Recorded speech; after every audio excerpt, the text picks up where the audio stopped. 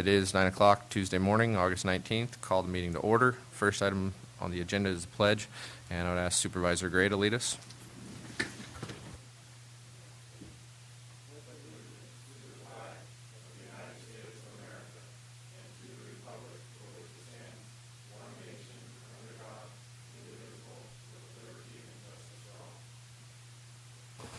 Thank you. Okay. So we've got 15 minutes for oral communication. The public may speak on any item not printed on the agenda. No action may be taken by the board. So,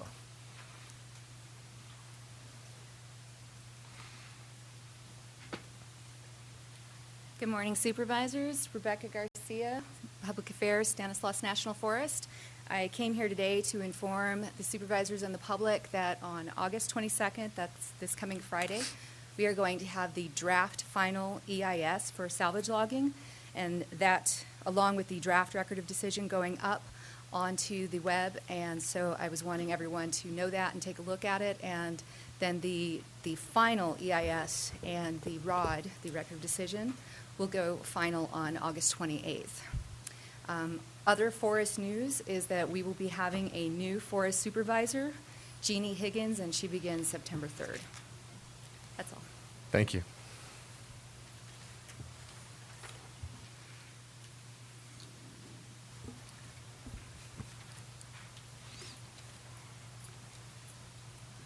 Good morning, Mr. Chair, members of the board. My name is Scott Clamp. I'm your commander of the Highway Patrol here in Jamestown. I'd just like to put out a public service announcement to the citizens of Tuolumne County that school starts tomorrow, which means an increase in pedestrian traffic, school buses with red lights flashing. I just need to remind the public that to be careful out there. Thank you. Thank you, sir. Any other public comment?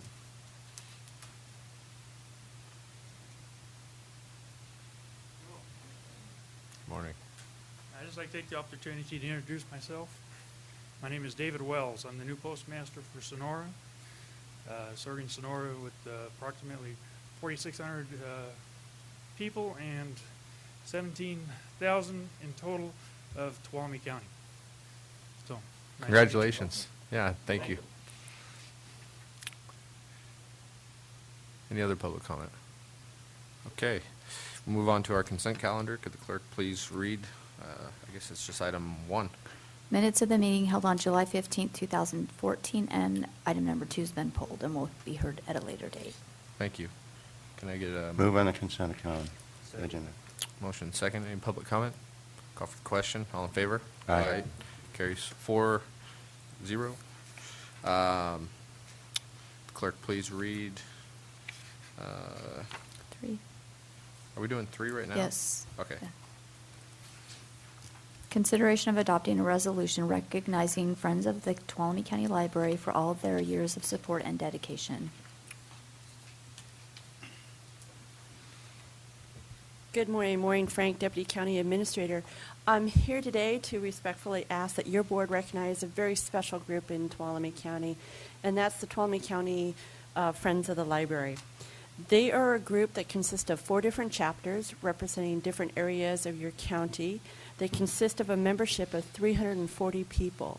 They're an incredible group who really goes out throughout the year and promotes the library. They do various fundraisers for a variety of programs that support the library. So, for example, one of the biggest ones they do every year is the Trivia Bee, and the money raised through that goes to the literacy program throughout the county.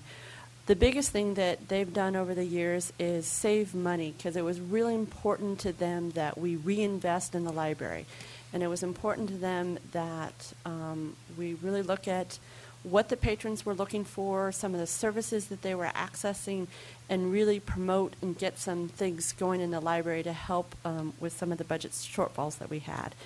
The first thing they did was really go after and look at e-books and contributed to that and participated in that. And the second thing they've done this past year is donated over $80,000 for the upgrade of the library. And so today, in correspondence with our celebration that we'll be having at noon, I just wanted to recognize them, or have the board recognize them, for all of the support that the Friends of the Tuolumne County Library provide. and help making Tuolumne County Library such an asset. Thank you. Bring it back to the board. Mr. Chairman, I can't think of anything more important to our community in the broadest sense than the library. Public safety, obviously, but the library contributes so much to our community, and the Friends of the Library is such an asset. It's a privilege to move that we approve this resolution. I'll second. Okay. Just a question on process. We are going to the library at noon. Should we move this to give this presentation there at the library or do it now? It's up to your attorney, but what I think is to pass the resolution and then present it formally to Okay. the chairman of the Friends of the Library will be there, and they do not know this is coming, so this will be a nice surprise for them. All right, Sounds great, good. okay. Thank you. And I would just make a quick comment that it's amazing how much resources and just the contribution that this group is able to put towards our libraries. It's really a wonderful thing. It's every year very generous. Yes. A lot of time, a lot of money. And we couldn't do it without them. Yep. So is there any public comment? I'll bring it back to the board. Call for the question. All in favor? Aye. Carries 4-0. Thanks, Mo. Okay. Could the clerk please read item 4? Consideration of approving appointments of District 1 and District 5 representatives to the Tuolumne County Planning Commission. Okay. Question? Yeah. Looking at these applications, I did not see any applicants from District 1. Being the District 5, I'd be very happy to include in my motion for approval of my nominee that we defer District 1 until Ms. Brennan can be in attendance. Okay, we're probably going to have to call for more applicants from District 1 because... I think she intends to do Okay. that. And I just wanted to note that you don't actually have to be a resident of the district, but we Right. certainly understand that Right. Ms. Supervisor Brennan should be here for that. All right, that's fine with me. Very good. Go ahead. Okay, just for everybody's information, I did have a telephone discussion with Supervisor Brennan incident to this agenda item, and she does intend on calling for additional applicants. Not that any of the current applicants wouldn't do a fine job. She just wants to broaden the field a little bit in her district. I would like to nominate for board consideration for the District 5 position a very wonderful lady and strong contributor to our county. Charlotte Frazier has served on the Sonora Regional Medical Center Foundation Board. She was a secretary for the 2013 grand jury. She's a secretary for the Tuolumne County Commission on Aging and several other activities, very active in the community. Most important to me was that she's a former member and a former chair of the Columbia Area Planning Commission. And with the dissolution of the area planning commissions, I think it's very important that the communities in those areas understand that they do have a voice on our county planning commission. So it is with great pleasure and extreme confidence in her ability to do a great job on our planning commission that I nominate Charlotte Frazier for board consideration to the county planning commission. Second. I would second that. Okay. I think I got one from Supervisor Hamble first. Beat you to it. So we have a motion and a second. Is there any public comment? Bring it back to the board. Call the question. All in favor? Aye. I believe that's 4-0. Okay. Mr. Chairman, I assume that means we're continuing. I'm sorry. Included in my motion. We Okay, can just thank defer you. that, yeah. That's fine.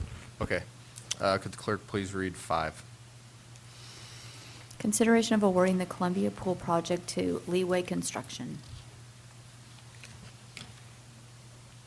Good morning, Maureen Frank, Deputy County Administrator.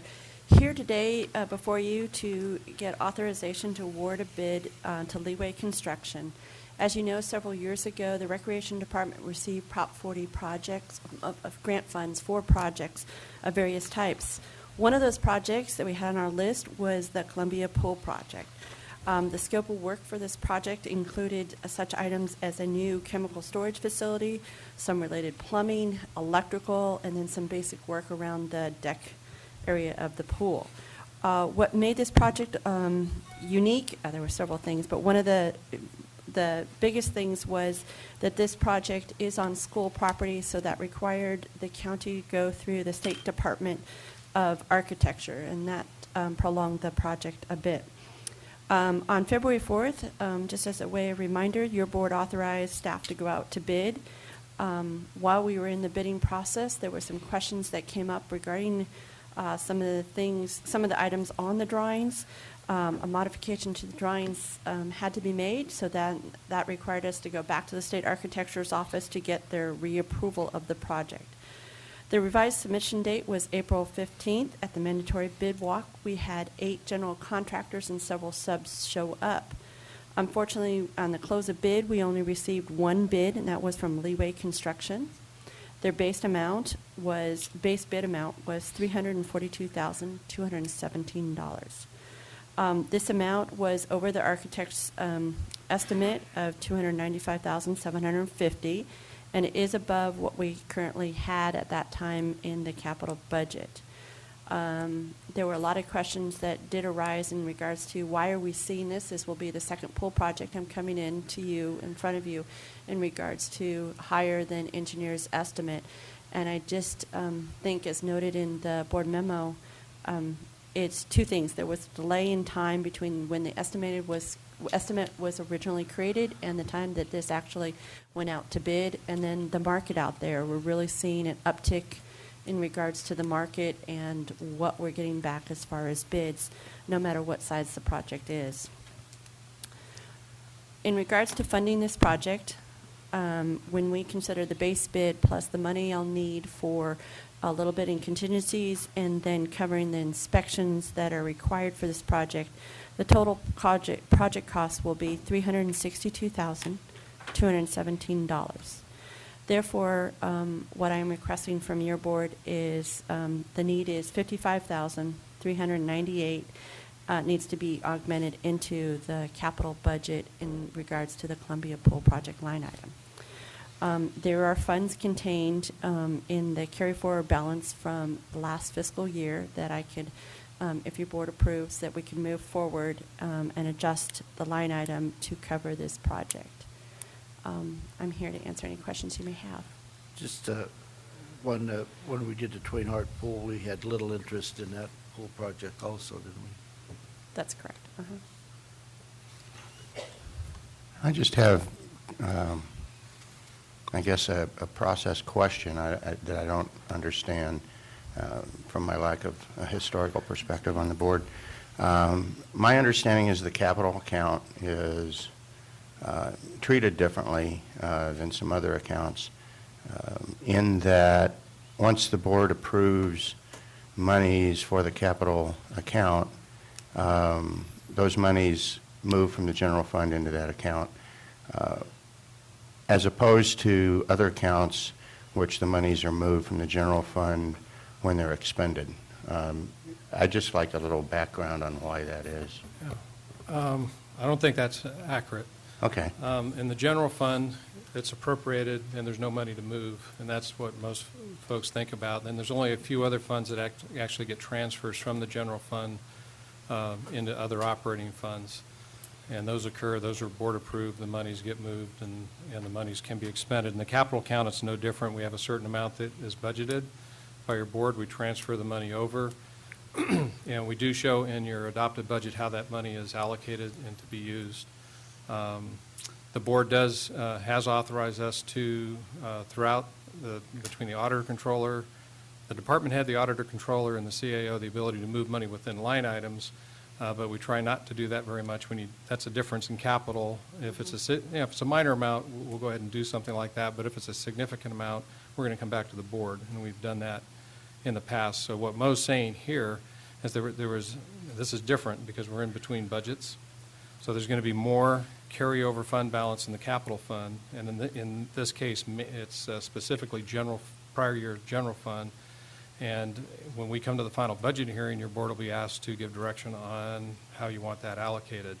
And what your action today would mean is we would go ahead and take of some of those savings, we would go ahead and just allocate it into this project line item. So there's no additional general fund. It's just a reallocation of some of the money last year, and that was due to savings in projects. Okay, and that was due to savings in projects, not things that didn't get completed? There's only one exception, that in general fund, there's a $20,000 parking lot project that we, again, it kind of feeds into, the difficult bidding environment. It was a senior center parking lot project, very straightforward. We tried to bid that twice, got no bidders. So we're going to have to try to do that differently somehow. But otherwise, it's been due to just small savings to some significant savings. Like on the controls of this building, instead of replacing the entire system, the staff was able to address a major component of that system, saving significant dollars. On our law and justice project, as an example, with the help of our probation crews, we were able to put in fencing through the use of those crews rather than contracting. So actually, staff's been pretty agile and good stewards of that money.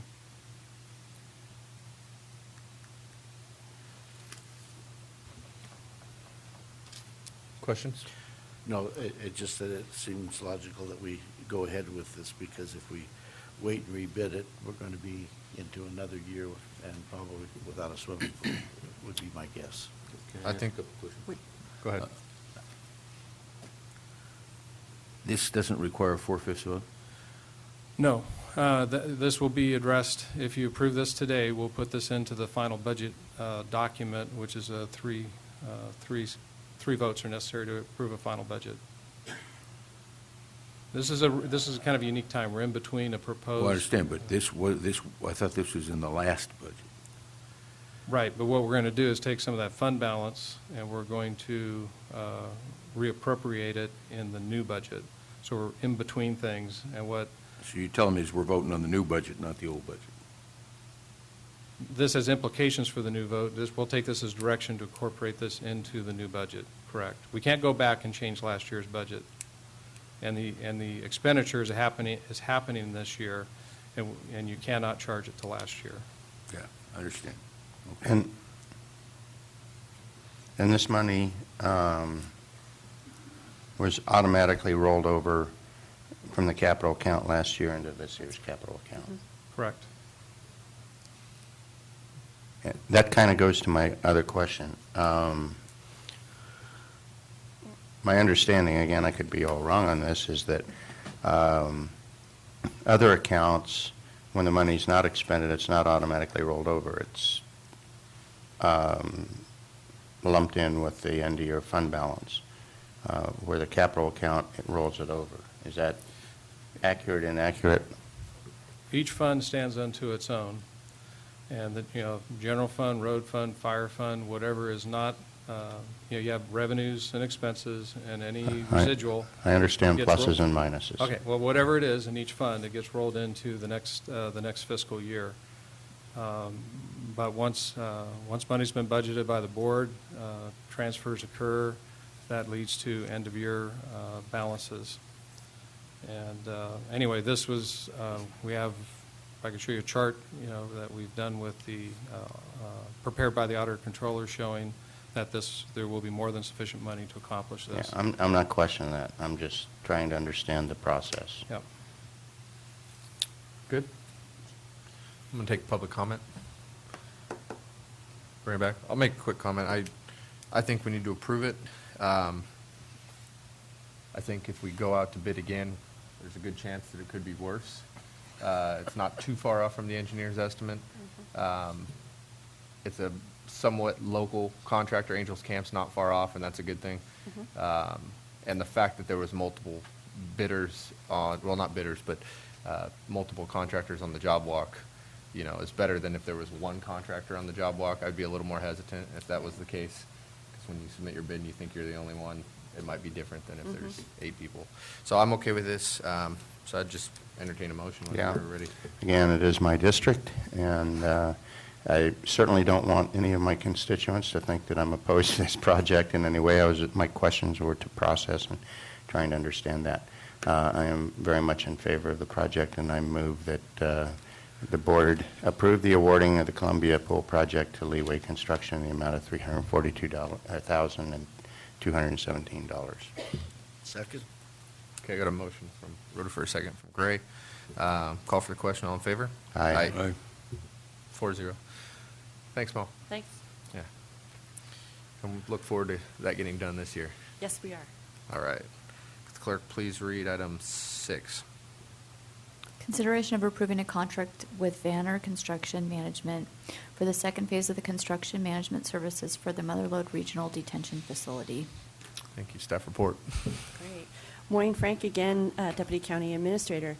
As you know, in 2009, Tuolumne County received $16 million in SB 81 grant funds for the construction of a regional juvenile center in Tuolumne County.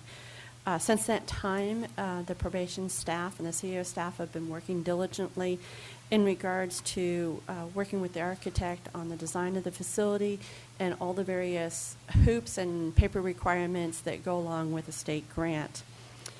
This past fall, as we were nearing the stages of completion in regards to the design, we brought on, we solicited for RFQ for construction management services. In that RFQ, we received 5 proposals, and after careful review of the committee, we recommended to the board that we enter into a contract with Vanner Construction Management. And this contract came before you in January. And during that, we only asked you to approve the first phase of the work for Vanner. And basically, what Vanner's requirement under phase 1 was to go in, look at the plans, making sure materials and specifications and quantities were correct and accurate, assist Adele Arnold, the Chief of Probation, and I that everything that we had asked for was included in the plans. We did some value engineering.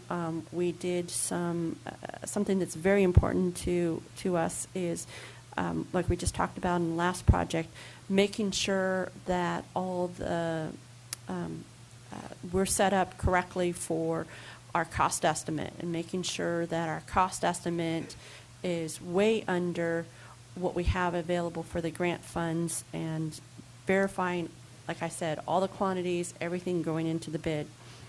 We're pretty much done with that phase, and we're in the final tasks of getting the plans approved by the State Fire Marshal's Office. What we have left to do is just some work with the State Fire Marshal's Office, some ground lease agreements that need to come before your board. I need to get that from CDCR. And then also in September, we have the State Public Works Board meeting in which they approved, they established this project and approve us moving forward with it. So with that, we're getting ready for the second phase of the contract with Vanner. During this phase, Vanner will be responsible, really the eyes and ears out there in the field on a daily basis. They're going to help us with the bidding process, go out and beat the bushes, talk to the big contractors, work with them, get them interested in the project, help answer any of the RFIs that we get from any of the contractors during the bidding phase, help us analyze the bids once they come in. Once we award the bid, they will be part of the construction management team. They'll be out there, as I said, on a daily basis, working with the contractor, working with the subs, making sure that everything is done correctly, everything's done right, working on cost containments, making sure that we're on time, on budget. And that's basically their responsibility. The cost for this scope of work is $595,366. That money is contained in this current fiscal year's budget under the capital fund. This year, something that's different from the previous year, the juvenile facility has its own line item. So it's delineated out or broken out from the Law and Justice Center campus line item. So everything pertaining to the juvenile facility is in a separate line item, so we can track and watch everything in regards to that. I'm here to answer any questions you may have. Great, and then Hembo. Your assessment of working with Veneer? Incredible, Supervisor Gray. They've been extremely responsive to us. They work. It has not been fun, should we say, working through all the state process in regards to getting all the required paperwork. For example, in this grant, we need to work with Department of General Services, State Fire Marshal's Office, CDCR, BSCC, just to name it, Department of Finance. And so to get through all of those requirements and all of those entities, my representative, Jim Aboitis, has been phenomenal in navigating those waters and helping us with all the paperwork and really digging down with the architect. 4 months ago, our project, we were at $16 million, and that was not acceptable to either myself or to Del Arnold. That's not where we wanted to be as far as the cost of this project, especially in light of what we've been talking about as far as the bidding market. And through some value engineering and Vanner staff working with the architect, right now, we're at 13.8. So their services have been invaluable. Really enjoyed working with them. Right, thank you. Well, that was all good to hear. Just a comment for Supervisor Gray. At recent CSAC summit that I attended, Vanner was there, and they were applauded by a number of other counties that have worked with them as being an exceptional organization. So I've got a lot of confidence that they have a good track record. And I'm pleased to hear that you say that we're looking better than we expected. And so maybe I'm not so concerned about my question, and that is I was wondering how this fit in with our original forecasted cost for this service. And I guess, is it consistent with what we expected? Obviously, they're paying for themselves. Right, absolutely is consistent with it. Usually when you go out to bid, when you have a construction project, you're looking at an architect's fee somewhere between 10 and 12% of the cost of the building. That's how they do it. When you look at construction management activities and stuff, you're looking at anywhere, what they tell me is the market is anywhere between 5 and 9% of the cost of the project is what they charge for their services. So I think we're getting a heck of a deal with Banner. So if we're coming in at 13.8 instead of 16, that means we're going to give money back to the state? Absolutely not, because I'm being as creative as possible. So what I have, we will stick with the programming document that Adele and myself have agreed to with the architect and with the construction management firm. But what we have is bid at what you call is additives. So if the bids come in, for example, at 13.8, I do have a list of items that we would like to add back to the facility. Good, thank you. Go ahead, Rose. Okay, this is not at all meant as a lack of confidence in our staff, but I would like to ask Ms. Arnold to come up. I've got one question for her, since she's the actual customer on this project. Good morning, Adele Arnold, Chief Probation Officer. Hi, thank you. I just would like your assessment of how things are going, both with respect to Veneer, but also the overall project. Wonderfully. It was so exciting to go up to the state and meet and have our all-hands-on meeting last Monday. Because this project is so fine-tuned and has been moving for so long, we were in and out of there in probably, half hour? They had hardly any questions. They were scratching their head trying to come up with questions for the project. I have to tell you that in all the years I've been associated with the BSCC board, Vanner is gold standard. We are getting wonderful consultation and service. They will be with us every week as we have our construction meetings, and I anticipate we'll continue to do some value engineering. As Mo said, we've got a list of bid alternates that we'll be putting in front of them every chance we can to get the very best facility for our residents here and our juveniles. So I'm very excited. I think now that we're scheduled to go to Public Works Board for notice to proceed, once we get that, you'll see a storm here of things happening because we're ready. We're ready. And they are wonderful. They have the experience. They are well respected in the state. Thank you. I got a couple questions, and this may be more for Mo. So this is the second phase. Is this the final phase? Yes, it is. This carries us through. Furnishing? Absolutely. Mhm. Okay, and that's what we're going to try to do is permanently fixture as much as possible as for much the as we the can. furnishing so that we can use the grant money? Mhm. Okay. If you affix it, what Supervisor Royce is referring to is if it's affixed, it's attached to the building, then it gets included in the grant. We can charge the grant towards that. So absolutely, that's what Adele and I are doing, is affixing as much as we can to that facility. Wonderful. And then one more time, when are they going to break ground? Well, if all goes well, and When are we gonna I start? need to put the caveat in it, it depends on the state. So staff is pushing really hard to get to the State Public Works Board meeting in September.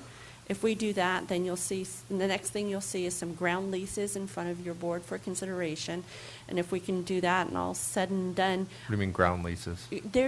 because this is a grant application, one of the requirements of this grant is that we will, for a period of time, 30 years, have to turn over the property to the state of California. The state of California will own. Secured. Right. And that's how they secure the money, the bond money through there is So through the that has to property. happen before we start? Right. Okay. And those documents have been already reviewed by your county council. Okay. We're just waiting for CDCR to get them back to us. Okay, so once we do that, then My hope is November. And it'll be out to bid for a month. And it'll come before your board to award sometime in December. And then you have staging and mobilization. And once we do that, it'll probably be January where we're out putting shovels in the ground. Now, you got to remember, it's January. We are all hoping for rain. In some ways, I'm not. But we will see how much work we'll be able to get done during the winter months. So And it's a springtime. Most likely. With the state, that's a realistic goal, I'd say. You know, so. and it's Okay. a 16-month construction cycle, and with that, they built in, it should be closer to about 13, but they built in some time in regards to weather because we are up here in somewhat snow country, wet weather, so they built some of that in. Okay. Thank you. You're welcome. Chairman, that's in my district, I'd be happy to make a motion. When Go for it. I'd move that we approve the bid from Veneer Construction Management for the contract, the second phase of construction management for services for the Motherlode Regional Detention Facility in the amount of $595,366 and authorize the county administrator to sign. Second. Got a motion, I got 2 seconds. We'll take Rhoda first. Any public comment? Call for the question, all in favor? Aye. Carries 4-0. Thank you. Thank you. And good luck. All right. Could the clerk please read item 7? Consideration of approving the 2014 second quarterly Board of Supervisors goals report. Mr. Chairman, members of the board, included in your packet is the second quarter status report on your board goals. As I usually do, I'll go ahead and highlight some of the different goals, and you're free to ask any questions on those I comment on or any others that I don't. And there are some staff here in the room that could embellish as well. The only thing I will say that I mentioned briefly in the cover memo is this was affected somewhat this last quarter by the drought that we've gone through. I know extensive time has been spent by a number of staff in responding and supporting efforts in that regard. But starting on page 1 under the area of health, there's a few that I wanted to comment on. First is in the public 1A under public health, behavioral health, Medi-Cal reimbursements. A couple things I thought were interesting here I wanted to point out. If you want to get a gauge as to what's been the impact of this expanded Medi-Cal population, that we've gone from an average of 24 requests for new services per month prior to December 2013 to an average of 55 requests per month after January of 2014. So we've definitely seen an uptick in requests for service. That in turn, of course, put a stress on the existing staff, and we'll be talking more about that come your final budget hearing. But there's definitely been a significant shift in requests for service. Skipping down to 1D, it's talking about Medi-Cal reimbursement of inmates. Again, something the board had expressed interest in. It was back in May that the Department of Health Care Services issued 2 letters providing counties with instruction for implementing Medi-Cal pre-release application process and a letter delineating the roles for assisting jail inmates through the Medi-Cal application process who become hospital patients. Staff still waiting for some direction from the state in regard to that matter, but you can see that they are moving in that direction to where we can get some of these folks covered. The biggest point on item 1E, I just wanted to comment on, we're trying to shift people from the CMSP, County Medical Services Program, to Medi-Cal, and that's been pretty effective because there's only two Tuolumne County residents that remained under CMSP. That was as of June 30, and I don't know if we have them still on right now, but that went from a very large population to 2 people. So I think staff has accomplished that transition.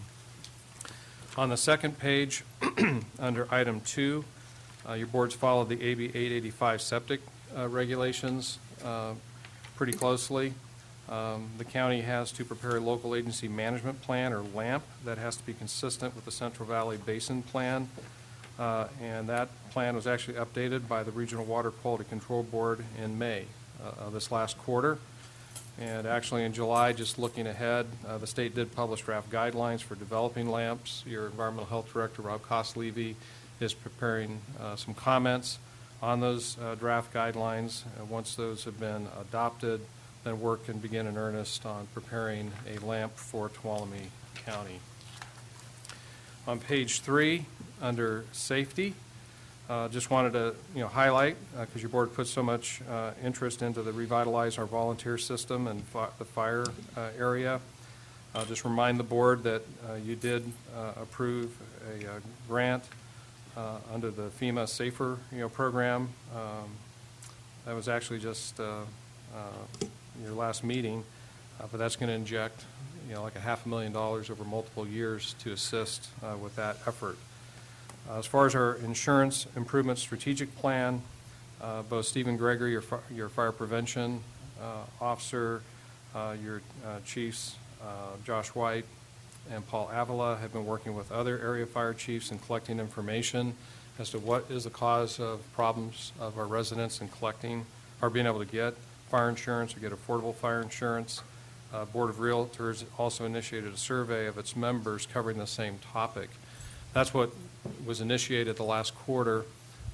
We do have a meeting planned with a group of our local insurance, from our local insurance industry, all the local fire chiefs, and the Board of Realtors in about a week to try and see what we can learn and collect, and then take forward to the State Insurance Commissioner's office to try and alleviate some of the problems your constituents have been facing there. As far as a multi-agency planning meeting, make mention in here that we met both with the Miwok, representatives of the Miwok Fire District, and then it had contact also with representatives from the Jamestown Fire District. And we're running into the same problem where people just don't have the revenues to cover their operational costs, let alone cover their capital needs. Annexation comes up frequently. It's been discussed just about in every other special district, fire district in the county. Ultimately, we're going to have revisit a countywide strategy there because there's just not enough resources to do the job adequately. So just a comment there. On page 4, under the area of natural and cultural resources, item 3A under water planning, water plan engagement. During this quarter, the board did approve correspondence commenting on the governor's sustainable groundwater management plan and the draft Bay Delta conservation plan and related draft EIR/EIS. It was also noted that the board began to engage in the Don Pedro FERC licensing with the assistance of the new Water Council. However, there has been a one-year extension there, so efforts have been temporarily suspended with regard to that FERC process. Under item 5B, under healthy forest practices and engagement in forest land management plans, your board and staff have definitely been monitoring the development of forest land management plans in 3 forests, as those plans may set precedent that will be used in development of the Stanislaus National Forest Land Management Plan. And again, I know that's really been led by your board all the way, and I know you're on it, because it will set precedent. And there's a new meeting on September 15th, just announced. Okay.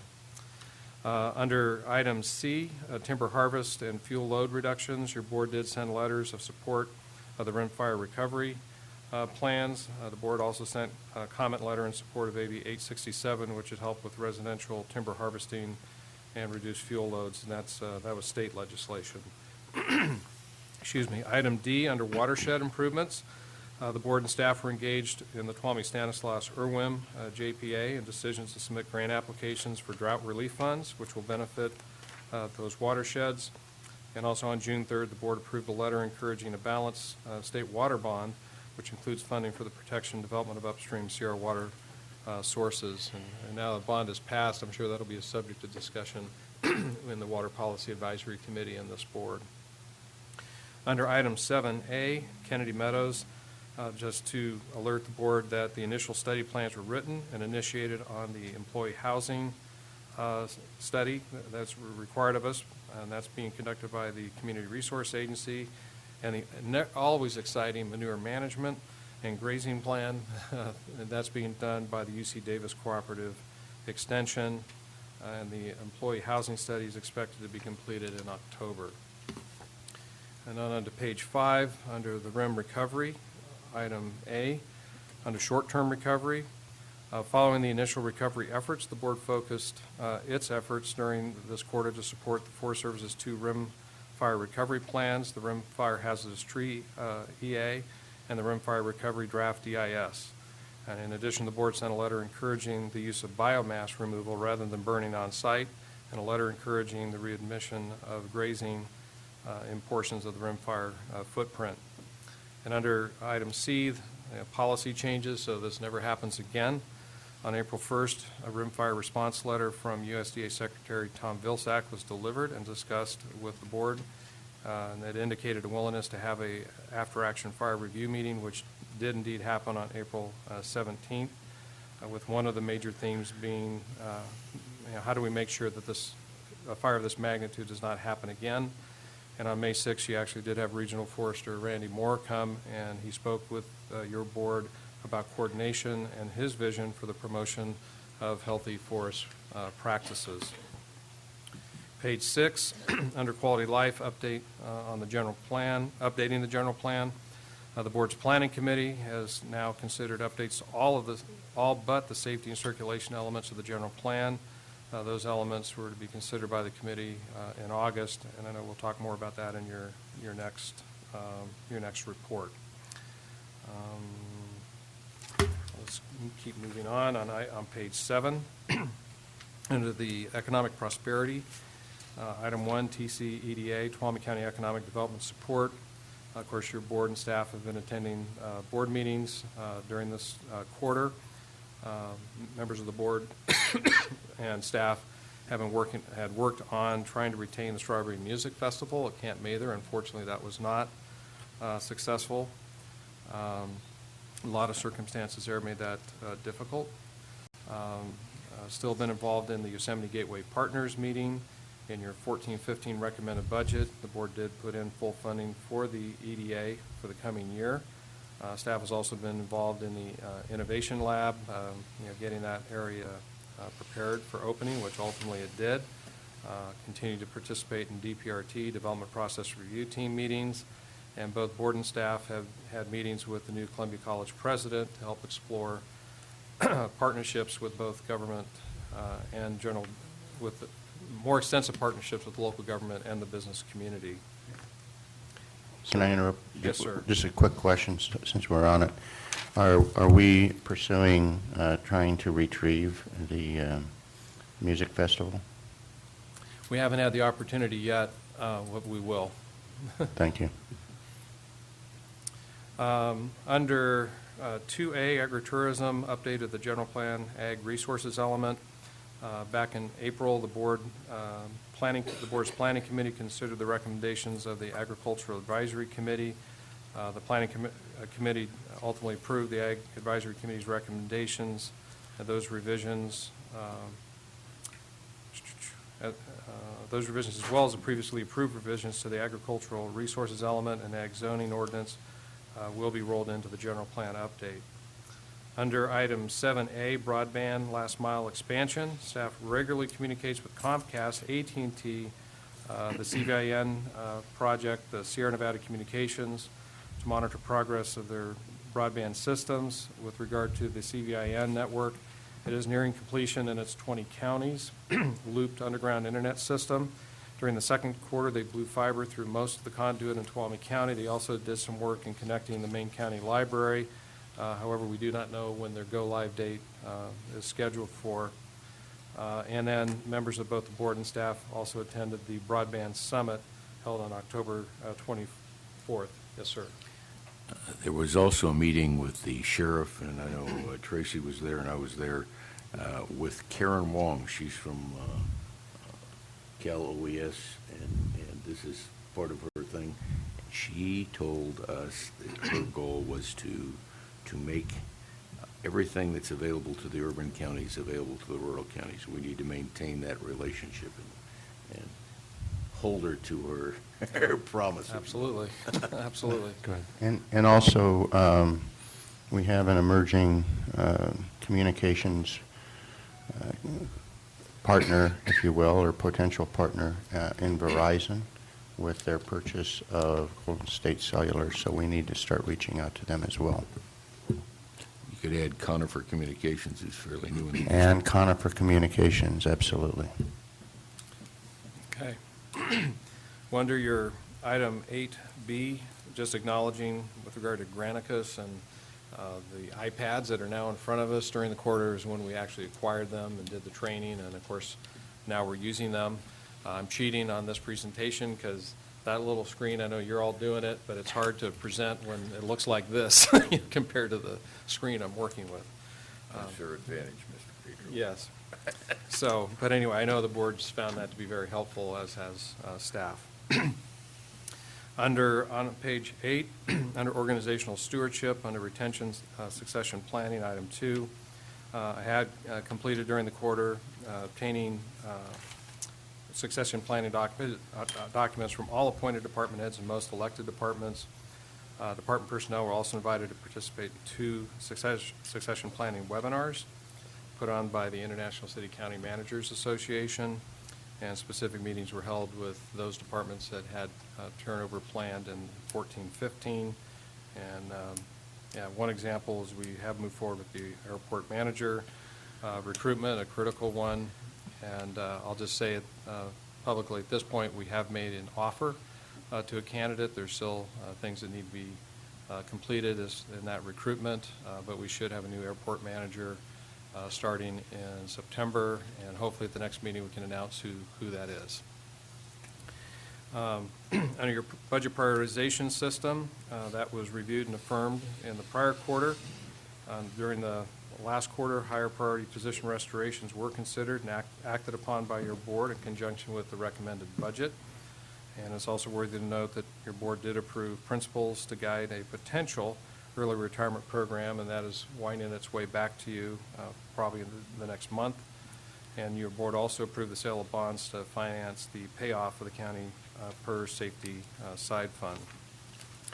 On page 9, again, we already talked about the juvenile facility. On the new jail, that's exciting too.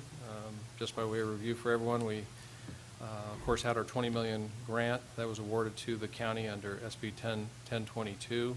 Something that we've talked about for some time is how can we supplement that to reduce the amount of money the county would have to put forth for that new jail.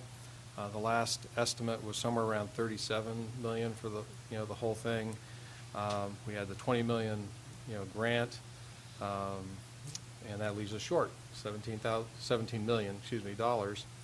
And one of the tasks that the board has directed that we work on, and giving credit particularly to Supervisors Rotifer and Handvelt have been on this, is trying to see if we can get other people's money.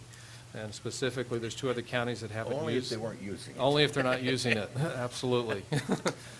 Yeah, okay, I'll just stop there. I won't even start digging. But anyway, one county, Amador, one of our neighbors, just recently announced at their last board meeting that they decided that they will not pursue their AB 900, Phase 1 grant award. And what we will do per plan is to get legislation to move that money from the Phase 2 AB 900 bucket to the Phase 2 AB 900 bucket, and Tuolumne County is sitting there as the only unfunded project left for small counties.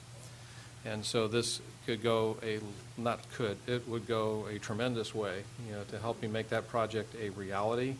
And all the signs at this point are really good with some of the relationships that have been struck at the state level, that people will be supportive of making that shift of money possible. And I get a lot of credit, to the board on this one for their vision on it and their efforts behind the scenes to grease those skids. So I don't know if you guys want to comment on any of that. We need a jail. We need a jail. Yeah, there's still a lot of work to go on that, but it looks, I'll say, guardedly favorable. Just to be careful, but we do have some good support. I do think that our reputation with the previous agenda item with the juvenile detention facility, also the fact that this board has been vocal all the way along that we're going to get this done, has helped, and we do have some good relationships, and we'll continue to pursue those. But you never know what happens in Sacramento. Yeah. Well, and that's a good cautionary note, because this is not a done deal by any stretch, but there is precedent for doing this. San Joaquin County several months earlier did something similar for mid-sized counties, and this money was made available in different buckets: the large counties, the mid-sized counties, and the small counties. And another mid-sized county, San Joaquin, they turned their money back. Legislation was written to move the money from one fund to the other, and then it was redistributed by the Board of State Community Corrections. And that's the same path. We're just going to love on that precedent and lean on it, and we're hopeful that we can get that done. And it really is exciting to see that this would go a long way to making this happen. Okay, the last thing I was just going to mention is under your major projects, item 6, Rawhide Road Bridge, just to say that your board did take actions, both of your May meetings, to approve contracts for the design of the new concept of the bridge replacement and the environmental review prep. And there's a tweak that happened later in that month, but we are under contract and moving forward with just that specific Rawhide Bridge replacement project, as opposed to the grander project that was once thought of years ago. So that's exciting, because I know the community's been waiting for a long time, and it's a much-needed project. So with that, Mr. Chairman, I am done. Speaking for my constituents, that it is a long-awaited project. I would agree. I do have a question on page 1, item AA. Maybe Ann Connolly could answer this question. And it's not specifically related to this, but it has to do with public health clinical services.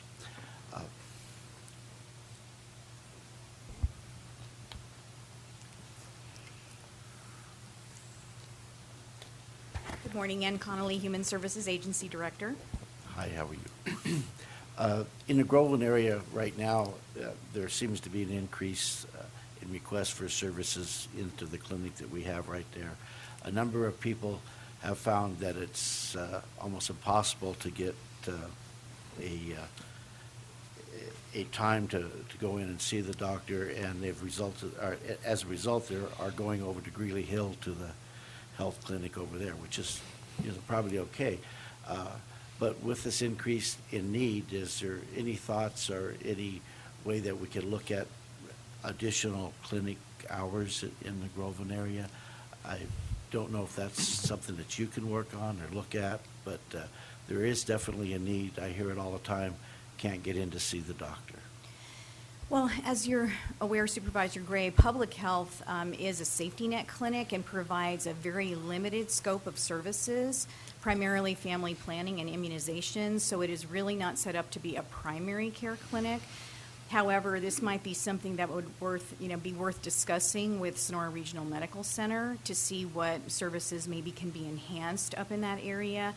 Certainly right now, with the impact of the enhanced Medi-Cal population, there's a lot of things going on just generally all over the county, just ensuring that these people are getting in to be able to be seen by primary care providers. So I don't know if ultimately there will also be a change that way, because once it kind of settles down and we know what the actual population is and have adequate providers, that also could change the situation somewhat. Okay, just so we're aware and we can get on the list of seeing if there could be some improvement would be appreciated. Sure, absolutely. Thank you. But happy to bring that forward with the hospital. What's family planning? The family planning is primarily for those individuals who are looking, to avoid pregnancy. Birth control? So it's birth control primarily, and that's really the extent of what they're providing. There are some other, services that they may also do for women and for some males as well, but it's just what you think, pretty basic kind of planning. And actually, because we've seen an increase in the Medi-Cal population, we've actually seen a decrease in the number of people availing themselves of public health services, because they're finding that there are providers in the community who can provide a lot of those services. Thank you. Other questions? Thank you. I was just remiss. When we were talking about that jail, absolutely true, the help from Supervisors Hanvelt and Roadford, but also very key in this is, of course, Sheriff Mealy has been behind the scenes, talking, with a lot of his peers and other connections that he has, and of course, he has played an integral role in that as well. Not to mention jail commander. Yeah, the jail commander, under sheriff, we've got Mo in my office, and just a broader cast of characters, so there's a lot of people working to make that happen. Thank you. And we got a lot of help from Adele, too. Yeah. On another note, I had a question. Let's see, it's on page 7 of the goals report. It's on page 9 of our Granicus page here. And I think it's under economic prosperity. Item 6, streamlined regulations. B is review of development, permit, and inspection processes. So it's a DPRT. I know that for the last several months, I believe, our dashboard has kind of suffered a little bit, and timelines of how permit processing and that type of thing. And we've talked about it. There's several contributing factors. And in here you mentioned some code compliance cases in Jamestown that took up some staff time. And I know the project in Groveland is also a pretty heavy plan check that they've been dealing with, along with the inspection of that. But I just want to bring it up, not only for staff's benefit that, this is a priority, it needs to be corrected, but also for my colleagues here to hear it, that this is an issue that affects economic development. And although we're being responsive to that big project, a lot of the little guys that are coming through are suffering and being caused delays, which, delays people's projects and work and jobs. So, I'll let you address it, but I would just say that we need to correct it. I understand that we have limited resources, and that's definitely an issue that, as we go through our next budget cycle, needs to be considered. But we also need to look at it internally and what the staff's spending their time on, and try to be as efficient with our time and make sure it's, focused on things that align with our board's direction and goals. Right. So I'll just say, Well, couple comments. You've hit all the big points. So what are we looking to do is, a couple comments. On the code compliance stuff, your board has previously said that unless it's truly a health and safety, issue, an immediate one, that those should be given a lesser priority to keeping the development projects, moving forward. We just happen to have had a lot of health and safety, big ones that have had to move forward. Bev just informed me that, and this will be in your budget packet for your consideration, there's a number of other large code compliance issues that need to be addressed, and it's going to require some dollars to do it. So I'll have just as something for you to consider in the final budget if you want to do something specifically for those. But also, as far as the ongoing workload, there's also stuff that we'll bring forward for your consideration, some options from temporary injection of resource to potentially some permanent injection of resource. But that'll just be laid out there. It'll be in your budget packet so we can talk about it, give your board some alternatives that you could consider and give direction on. Okay, thanks. Any other questions? Take public comment. Bring back to the board for a motion. Is this? We need approval of the- Okay, I move that we approve the report. Okay, got a second from Rutherford. Call for the, Randy got it. Call for the question, all in favor? Aye. Opposed, carries 4-0. Okay. Could the clerk please read 7A? Consideration of approving correspondence with the United States Department of Agriculture on the Biomass Crop Assistance Program for rim fire restoration. Morning, Daniel Richardson, Deputy County Administrator. We're now at the one-year anniversary of the rim fire, and so we've been heavily engaged, as was announced this morning by Ms. Garcia from the Forest Service, that the work of cleanup from the rim fire continues and is ongoing. A significant issue with the rim fire cleanup is that of biomass and what to do with the piles and piles of biomass that are amassing on the forest. One way to get rid of it is, of course, to burn it. That has air pollution and potential wildfire escape possibilities. What was discussed in our Natural Resources Committee and what has been being encouraged is to remove the biomass from the forest to bioenergy processing plants, which will create energy. There is a biomass assistance grant, biomass crop assistance program that was passed as part of the Farm Bill, otherwise known as the Agriculture Act of 2014. There's about $12.5 million that could be provided as matching payments for the collection, harvest, and storage or transportation of this biomass to these bioenergy facilities. This year's allocation is, of course, going to expire at the end of this fiscal year, which ends September 30th. The purpose of the letter which we are drafting, which is before you today, is to request an extension of these funds so they're not lost, so they can be carried over. We're requesting a 60-day extension of this money that would encourage contractors to get out there and to remove this biomass. Interesting, we did have Nathan Graveline from the California Department of Fish and Wildlife. He reported on the deer herds and some of their conditions, and if this biomass remains on site, it is an impediment for their movement in the forest. It allows predators to more easily get them. We had a horrible fawn survival rate this last year in the rimfire area. A normal herd needs a 45% fawn survival rate, but this year was only 19%. So our herds are definitely suffering, and this biomass removal would aid in their recovery. So there's a letter for your consideration.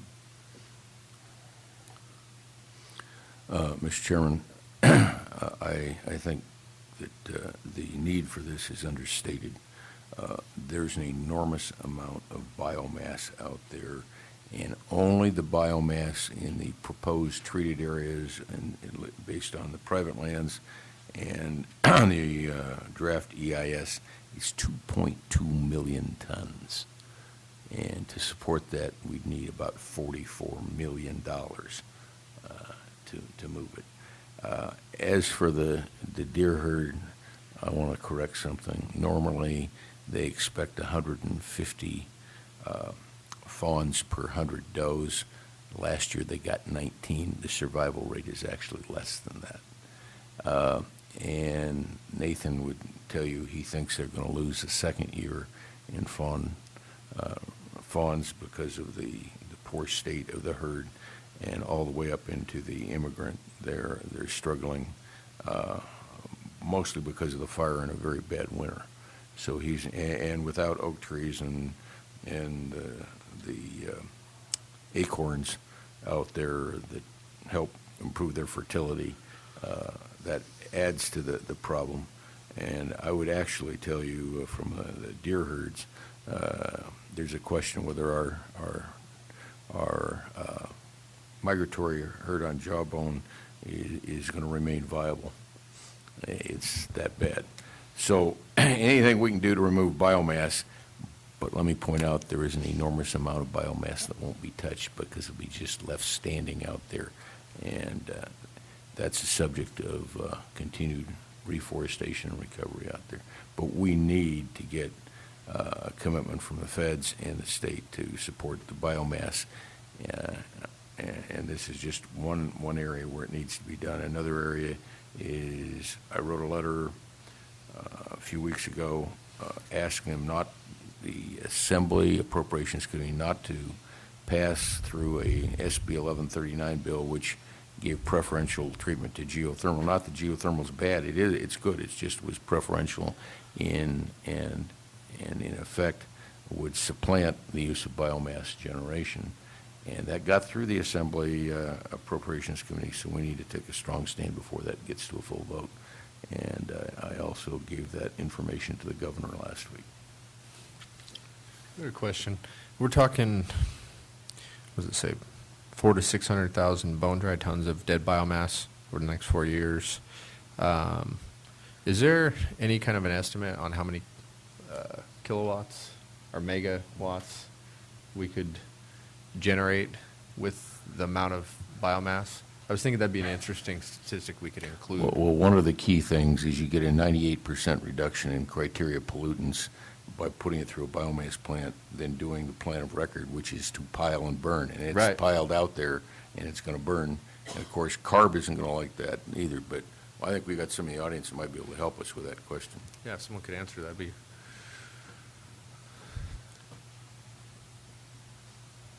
That's a perfect shoe-in, actually. My name is Chris Trott. I'm with CT Bioenergy Consulting. And so roughly one bone-dry ton of wood makes 1 megawatt hour of electricity, okay? And just to kind of put it in perspective, if you've been out there, you've seen just along the roads how much biomass is going down on the ground and going into piles and everything. One truckload, just one truckload of that chipped wood makes enough power to run my entire house for 9 months, okay? And there's going to be a lot of truckloads out there, okay? So the 2.2 million tons, I'm not sure if that's in green tons or bone-dry tons, but you're looking at a lot of megawatt hours of electricity, certainly. Daniel, could we include a sentence that actually converts it into how much power that equates to? Just an estimate, and maybe we could work with him.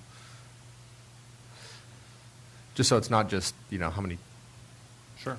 I just need tons to know, of wood. I need a good estimate on how many bone-dry tons are out there in the wilderness. We can just assume a certain moisture content, and we can calculate that. Okay, I'll get something from Just Chris. an estimate. and We can give an estimate. You can state that. Certainly. Just Yeah.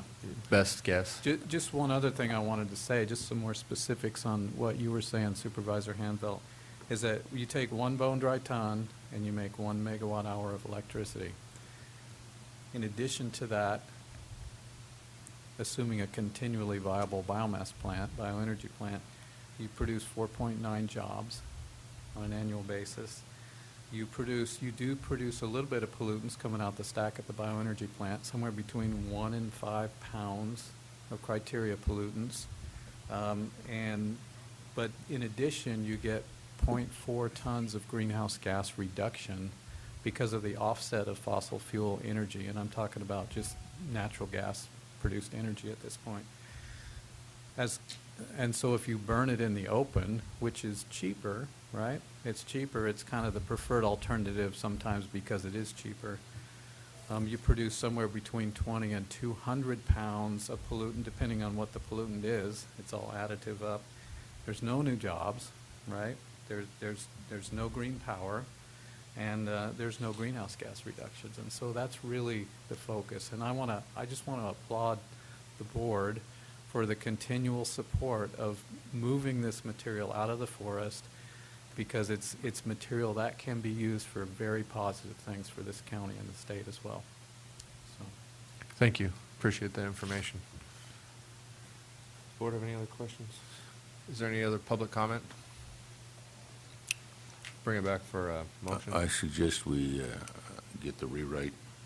Get the detail on and that. then deal with it after lunch. Okay. I mean, I think we're pretty clear about where we want to go with this. Yeah, any of those statistics about greenhouse gases might be beneficial as well. So any of those statistics, if you could wrap in. I can help you with it. Yeah. Okay, so we'll bring that back after lunch. So at this time, are we on 7B? Can I recommend that whatever we put into the first one, we put into the second one? So you want to just bring that back as well? Yeah. Sounds good.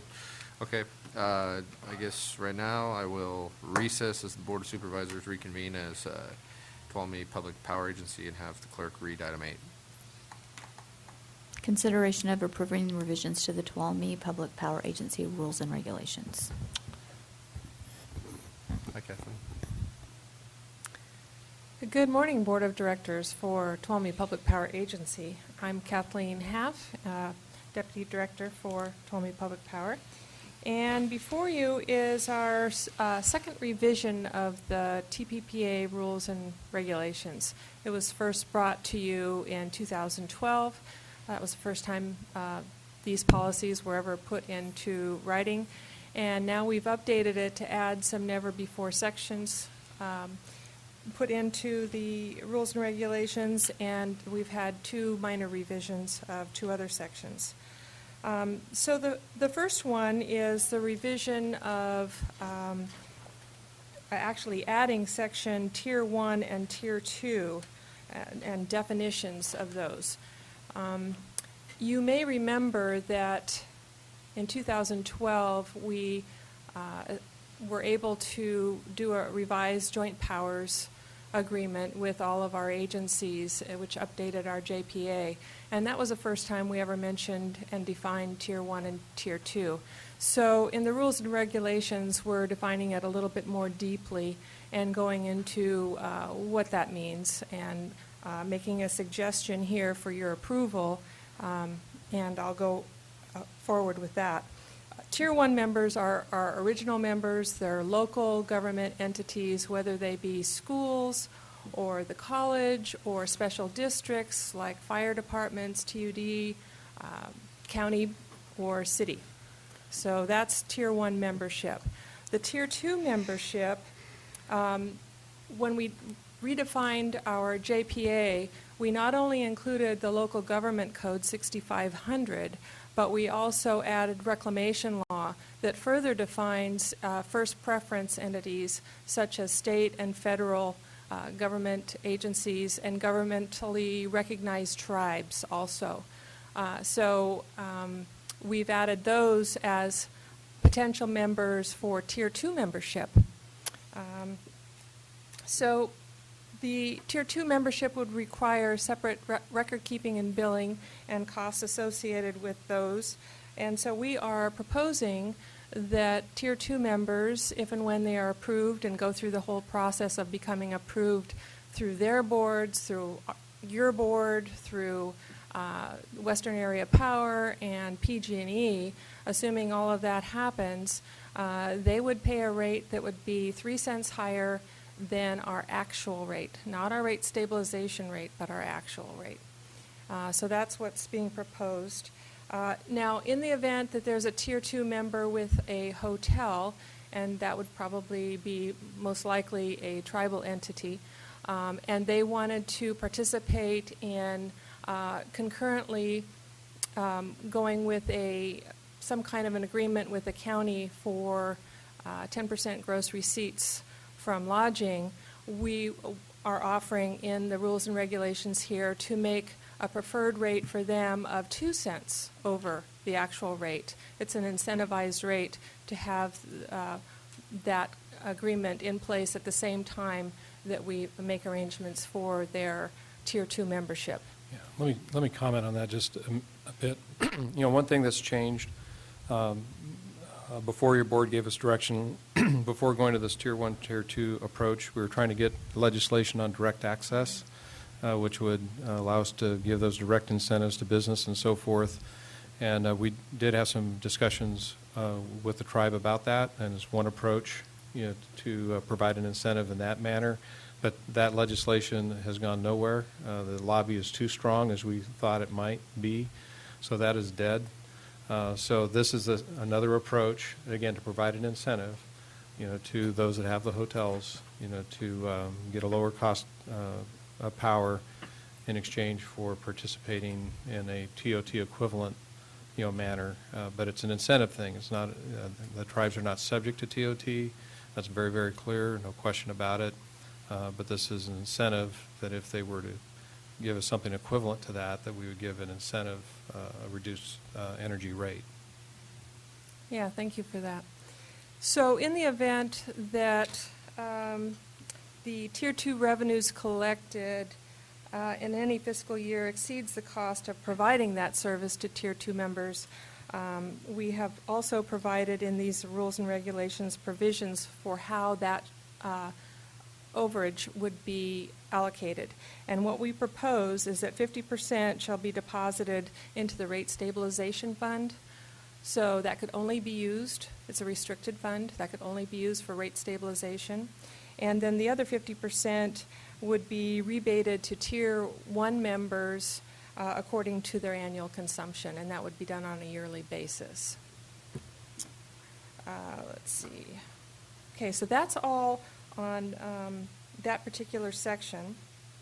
The next section is a brand new section involving solar installations, and I won't go over all of those, but there's member responsibilities there and what they should know before going into that. We currently have 2 members that have solar installations on their properties, and those are Soulsbyville Elementary and Somerville High School.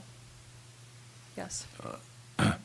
In the TPPA rules, I believe they have to have a minimum consumption from Yes. TPA.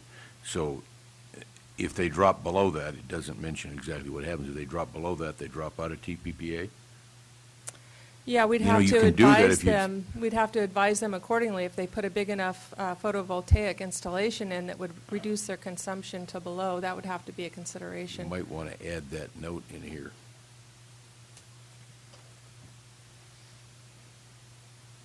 Good point, Randy. Thank you.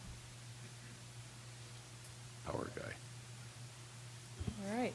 Any other questions or comments before we move to the next new section? Okay. Okay, then the third new section is charging stations and the policies involved in putting in and installing charging stations. We do have one that's going in right now at or at least one. It might be a couple of charging stations that are going in at Columbia College over near the Oak Pavilion. And I know that there are plans for the new juvenile hall to put in 2 charging stations there for staff and for visiting probation officers. So we have the beginnings of what we would want people to know, members to know, regarding the installation of charging stations there. Just on paragraph number 1, at the end, you talk about notifying TTPA 1 to 2 months in advance. That doesn't make sense to me. It's either 1 or it's 2. If there's a requirement, it needs to be a known requirement. So you. I don't care if it's 1 or it's 2, whatever you want it to be, but when you say 1 to 2, Okay, then I would change that to the outside rather than the inside. 'Cause Okay. sometimes 1 isn't enough. okay, Okay. that's fine. Looking at that, items 5, it says TPPA power cannot be outsourced to third parties ever. Correct. Well, in effect, that's what you're doing if you allow them to use it for a charging station. And then 6 is basically electric vehicle charging stations that operate without charging a fee to the consumer need no further approval from TPPA. But even if they're not charging a fee, they're still outsourcing it. They're giving it away. They're just paying for it.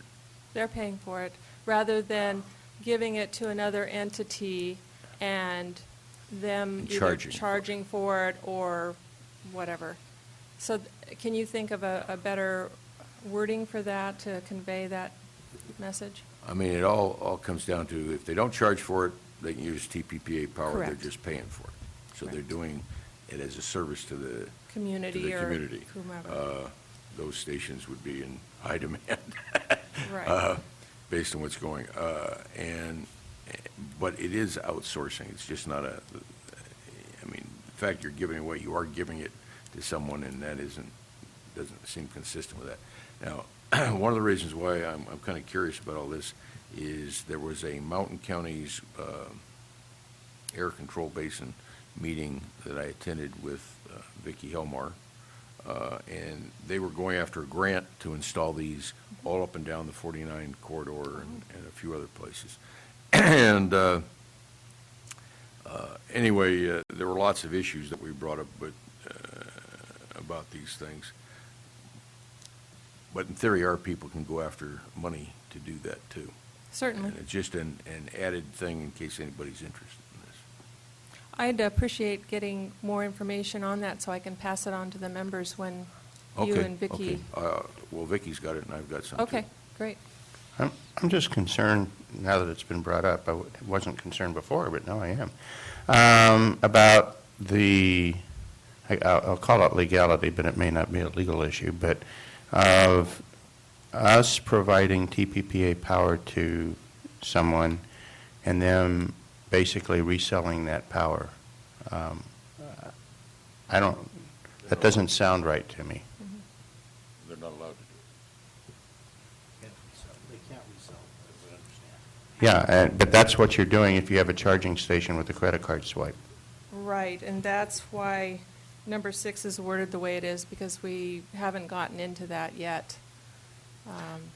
I would also be concerned that they're using it for non-government purposes, you know.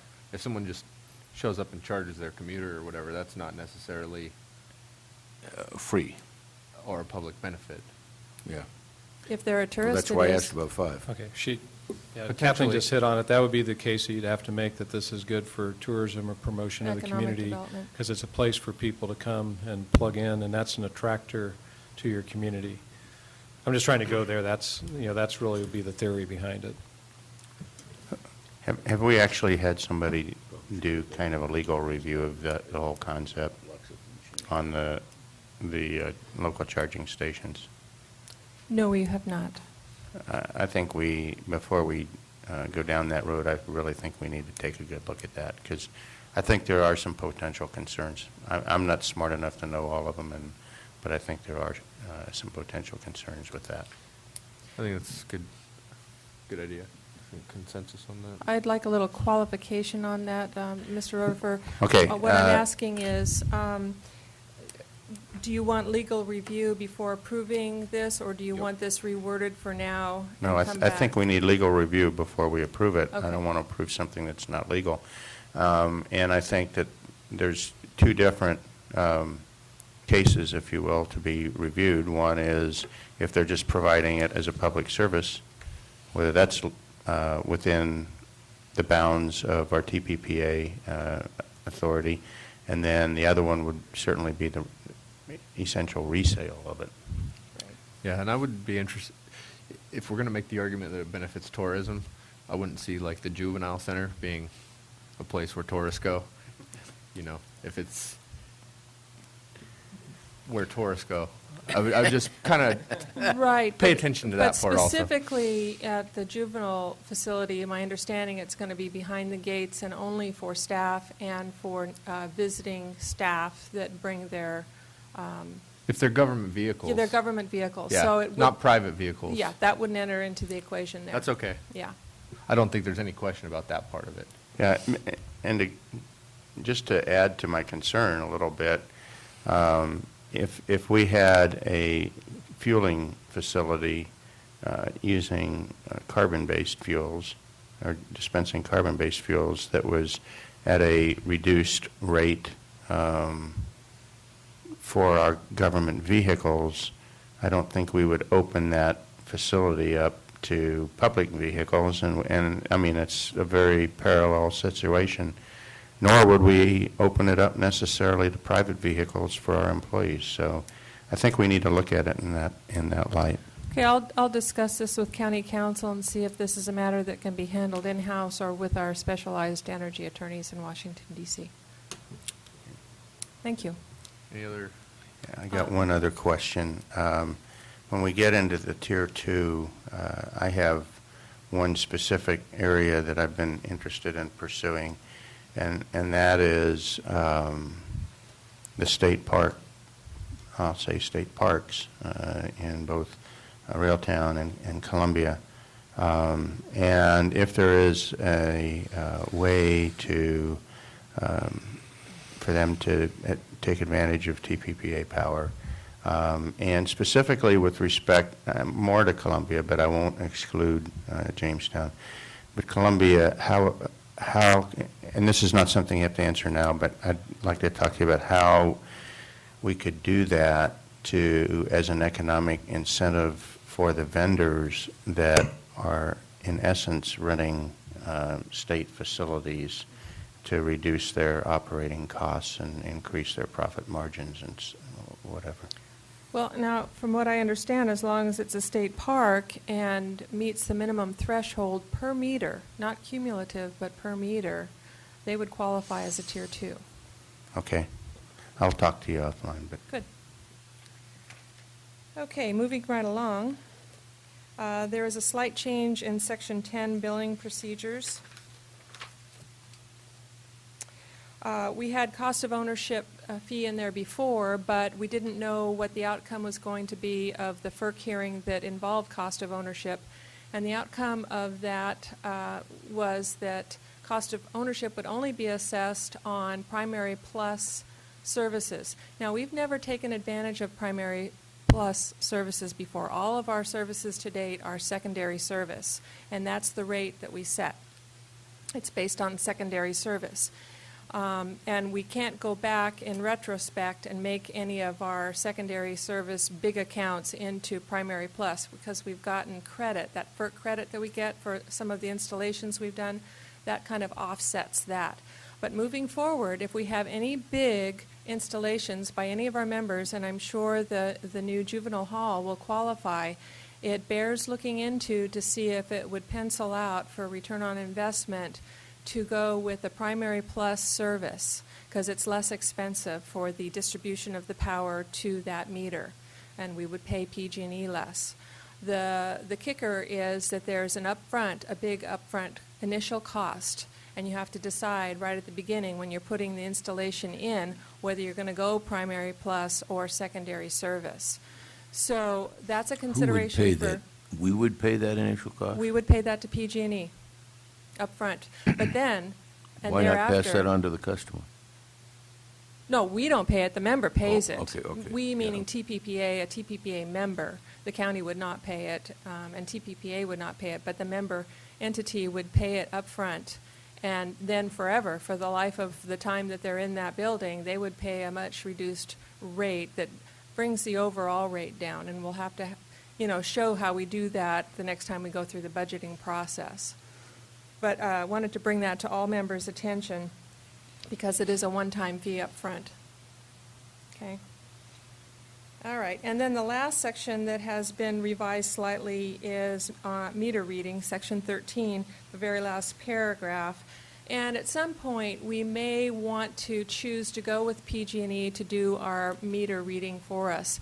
Now, not all of the meters out there are on their online grid, let's call it. There are remote meters that are not, and actually there are probably some, even in town, that for one reason or another are not hooked up to their grid. I'm taking from Calaveras' experience because they're doing this now. They're having PG&E do their meter reads.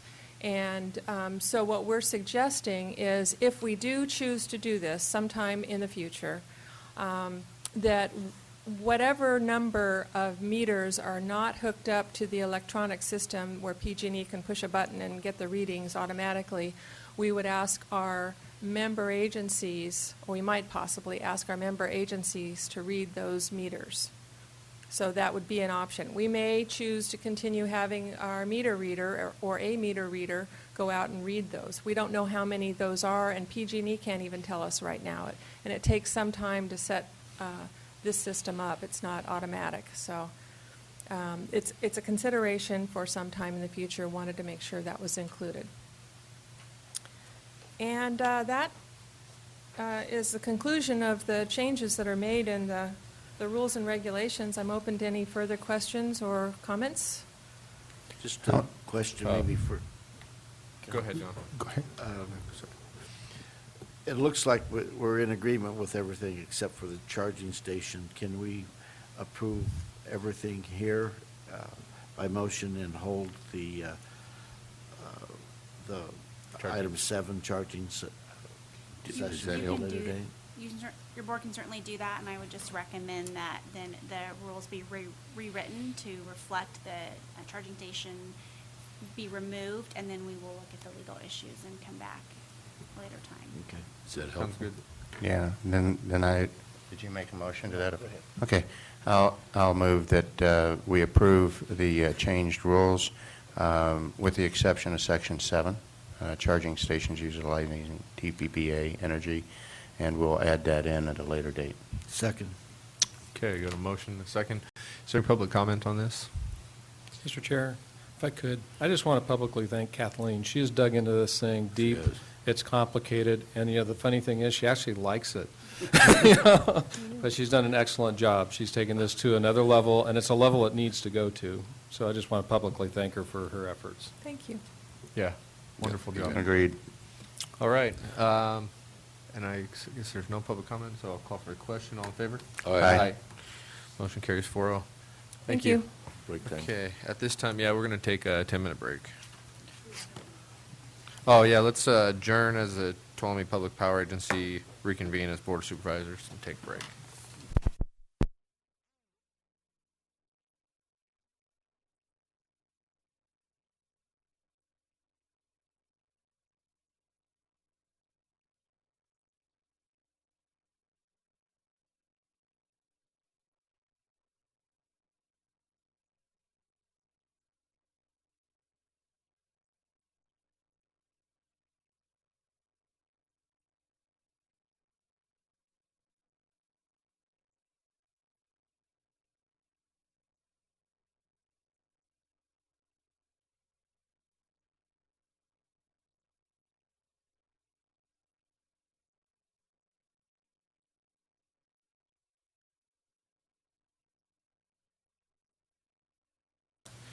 Get back in order here. Let's have the clerk read item 9. Consideration of adopting a resolution to provide matching funds for the county receive funding through the State County Assessors Partnership Agreement Program. Thank you. Good morning. Ken Catano, Assessor Recorder. Well, this is something that the California Assessors Association has been lobbying for quite a few years. And back between 10 and 15 years ago, we did get some grants from the state to enhance our property tax system. In fact, we still have a couple of vehicles that we bought off of that system back in 1999. So it was helpful to us then. And however, this opportunity is a little different because it does require matching funds from the county on a dollar-for-dollar basis. And as it says in the memo, of course, the state, when they decided to implement this pilot program, they have a vested interest in making sure that they get maximum property tax revenue generated by each one of the counties. Again, this is a pilot program. for 3 years, and it's only going to affect 9 counties statewide, and only 3 of the medium to smaller counties are going to be able to actually take advantage of this. But there are some time constraints here. In order to file for this matching funds, it has to be done by September 15th. And we can't file an application for the matching funds unless we have a resolution from your board which authorizes which is authorizing the matching of the funds on a dollar-for-dollar basis. So I think it's a good idea because there are a number of things that our office could be doing better that would enhance the amount of revenue that we could generate, theoretically. I mentioned in here that there are about 8,000 properties that are in this decline in value status due to the downturn in the economy, where people's homes aren't worth as much as what they paid for them. And because of that, we have to annually review the values of those 8,000 properties. Well, that's very hard to do with 3 appraisers on a one-on-one basis. We can do it with a broad brush approach, but it would take more staff to be able to do that more accurately and do actual appraisals of each one of those properties. So those 8,000 properties account for $1.25 billion in assessed value, or about a quarter of our whole secured assessment roll. So if we were off by as much as 10%, that could amount to somewhere in the neighborhood of $300,000 to the county in the county's share of revenue. So it's to our advantage not to be 10% off. You know, we want to be as accurate as possible, and that becomes harder and harder as property values increase and get closer to what their base year values are. We feel that there will be more disputes over our valuation too as we get closer and closer to the Prop 13 values. So if your board were willing to do this, we would have to get that resolution. I'd have to fill out an application to the State Department of Finance and get that to them by September 15th. And then by October 15th, they would notify us as to whether or not we qualified. And then shortly thereafter, they would send us the money to for their share of this project. So I'm sure there are some questions. So go right ahead. Okay. First of all, I listened to all the terrible labor pains you were giving us about how difficult things are, and it would be difficult to do all this. And it's nice of you to sign up for this for our one of our new assessors, whoever it is, these 2 gentlemen, when you're washing your hands of it, because you're not going to be here. My question is there money in the budget for this? I mean, this looks like ex-budget money is what you're going to ask for. Right. And I think Mr. Pedro can address that particular issue. At this time, there is no money in the budget for this. However, depending on where you want to go today, I could point to where you could do it potentially in your final budget hearing, which will be on the 2nd of September. Before he has to apply. Yeah, what I'm thinking is that, hoping is that, again, we're reconstructing the final budget as we're sitting here, that there'll be sufficient one-time monies for this, because it is a grant, and we would commit to, if your board were so willing, I'd be looking for 3 years of this money, and these positions would be grant funded. Is it $104,000 a year? Yes. That's what I'm proposing as it's up to 150. a reasonable amount. Right, but under his numbers, he's got 208 as the total cost, so our responsibility would be half, 104. So that would be the kind of commitment that he'd be looking for from your board via that resolution. If we were to do something like that, these would become grant-funded positions, which are temporary, in our system. And if the money ever went away, unless there's new income and the board was okay with keeping them, the positions would go away, or we'd have to figure out how to put it into our operating budget. You said 3 out of the 9 would be 3 out of the 9 are the Small. counties from the 13th to the 58th class, which means basically we're competing with everybody but the top 12 counties in the state for those 3 spots. everybody's going to go after this, is what you're telling me, you think? Or a lot of people? A number of counties. I can't say how many are actually going to apply for this. Why would the state go to Tuolumne County, 55,000, 56,000 people, versus going to one of the bigger counties where there's more bang for the buck, if you will? They're not. They're Well- only doing 3 of us. Well, I know, but they're That's a very good question. 3 out of the last 45. Yeah. That's a very good question, and in Section 95.5, it says it's the intent of the legislature that the Department of Finance seek to ensure that the applicants selected to participate consist of a representative cross-section of the state, counties, assessors' offices. Therefore, it is the intent of the legislature that the Department of Finance consider factors other than revenue-generating potential when reviewing applications.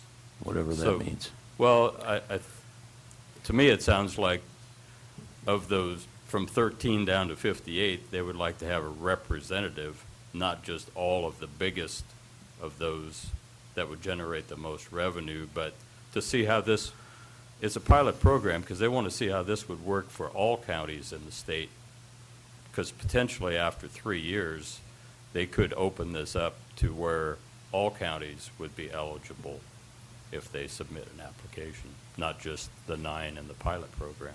So it's in their interest to see how it would work for all counties, maybe even a little county like us. Okay, so just to clarify, it's a 3-year grant if we get it. We're committing to, if we approve it, we're committing to 3 years of about $104,000.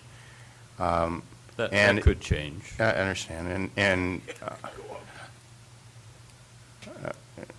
okay, so I'm handing you a blank checkbook now. The other thing that, if I understood you correctly, you said if we could just recoup 10% in revenue, that would be about $300,000 of additional revenue. So if we could recoup 3%, we'd pay for itself, roughly 3.5% Yes. maybe, or whatever. Good math. Okay. How difficult is it to submit the application? I think they're about 14 pages from what I remember seeing of the application, and it basically asks how much did you do in these different areas, because not all of it. Would you be completing that, or you got a staff person? I would be doing it myself. So it's not that big of a deal. We're not wasting a big investment by trying, right? It's only my time. No, you're a fixed salary, so hours, man hours. We're gonna have you do this after 5. I'm willing to fill out the application. Okay. That is not a problem. I just want to make sure, we're not going to spend $10,000 filling out the application. Right. And then No we're not sure if we consultant. really want it, and we're not sure if we're really going to get it. At this point, I think just go for it. Well, I assume, quick question, clarification, I assume that if you're awarded this thing, we can have another look at it and decide whether we want to do it or not. Exactly. That's what I was going to say before you cut me off, Randy. Sorry. Well, I've read this over several times, trying to see if that was in there, and it pretty much sounded like that if we were selected, then within 30 days we would be awarded the money. So it is a commitment right now. So I think if you are voting now, that you are committed. Okay. And again, it may not be for the full 3 years either.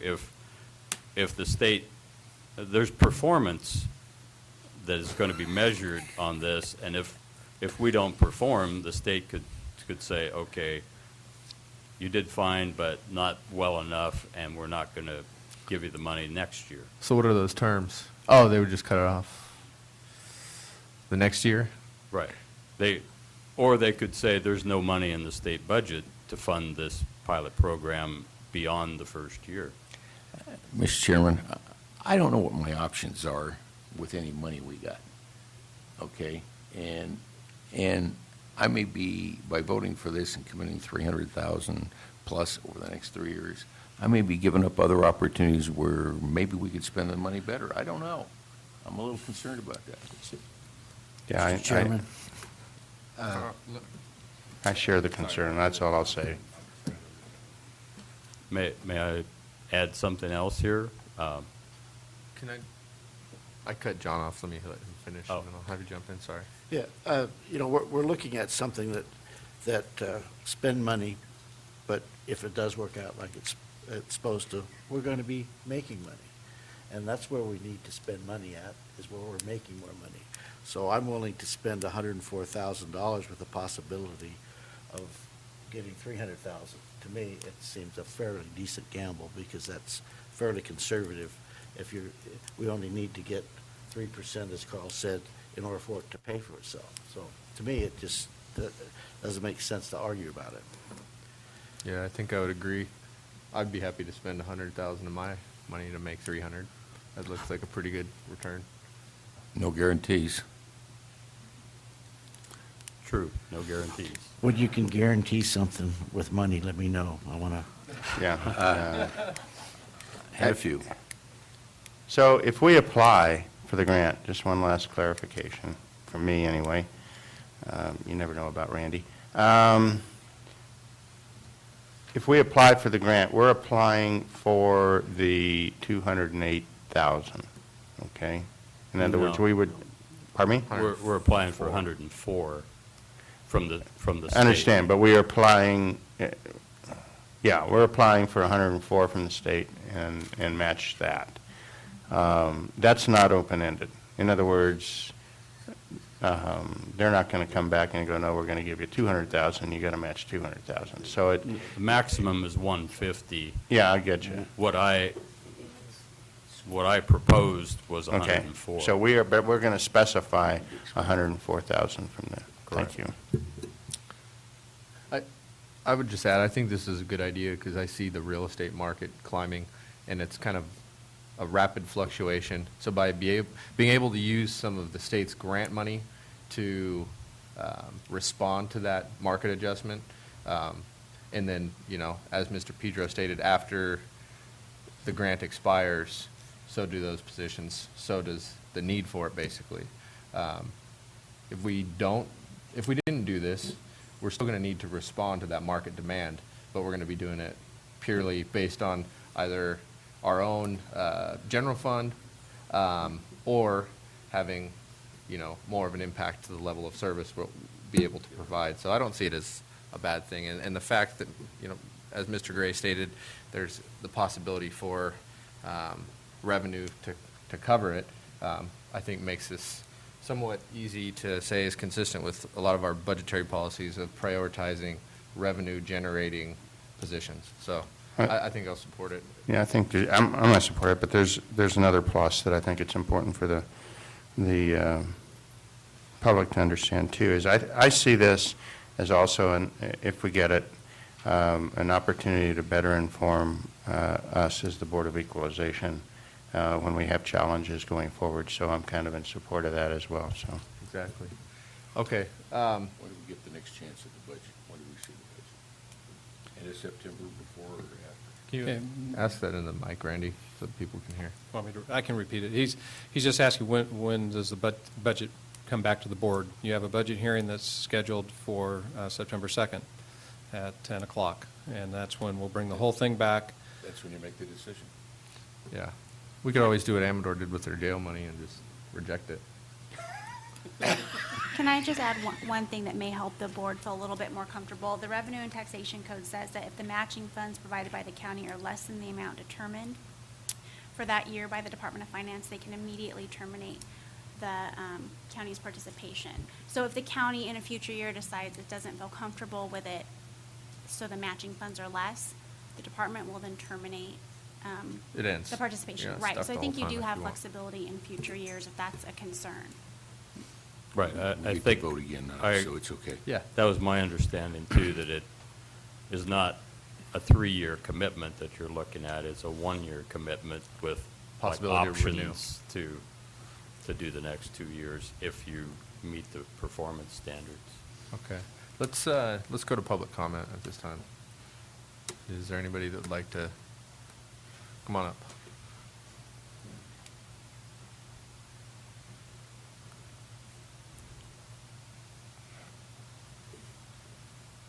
Board. My name is Mike Danbacker. I'm the owner of a appraisal firm here in Sonora. I'm in 100% agreement with Ken's proposal. Every supervisor here has brought a good point that I'm not going to stress, but yes, it is an investment. It's not a guarantee. And you show a better face with State Board of Equalization if you have problems down the line where you have to defend values. Some 25 years ago, they had 6 field appraisers in that office. I was one of those field appraisers. And now they're down to 3. So 2 things can happen if it's not approved. Number one, you're going to fall behind. As Mr. Roy said, values are going up, which means the office is going to get busier. And if there's a delay in looking at these properties, there's going to be delay in the county receiving money. And also, when you do mass appraisal, you tend to be on the conservative side. It's just the way it works. And I think if you have manpower out there, you do a more accurate job, a more fair job. So I think it's really a no-brainer. It's not that big of an investment compared to the return I think you're going to get. You're talking about 10%, Mr. Catano said. We went down to 3%. I think you're going to get much more than 10% return on this. So I'm firmly behind this. I just want to express my comments. Thank you. Thank you.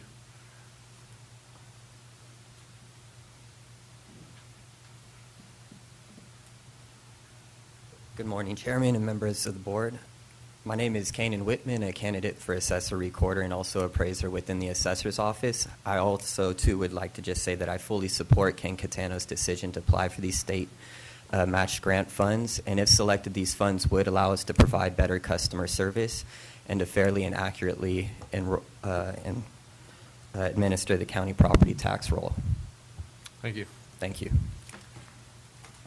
Any other public comment? Bring it back to the board for action. Yeah, Mr. Chairman, I move to approve the resolution for the first year funding, and I think that we need to account for that in the budget, assuming that we get approved going forward for the full 3 years. Second. But the resolution's for this year's money. Second. Okay, got a motion and a second. Call for the question. All in favor? Aye. Motion carries. Thank you. All right, thank you. I'll let you know. Good luck. You won't be here. Right.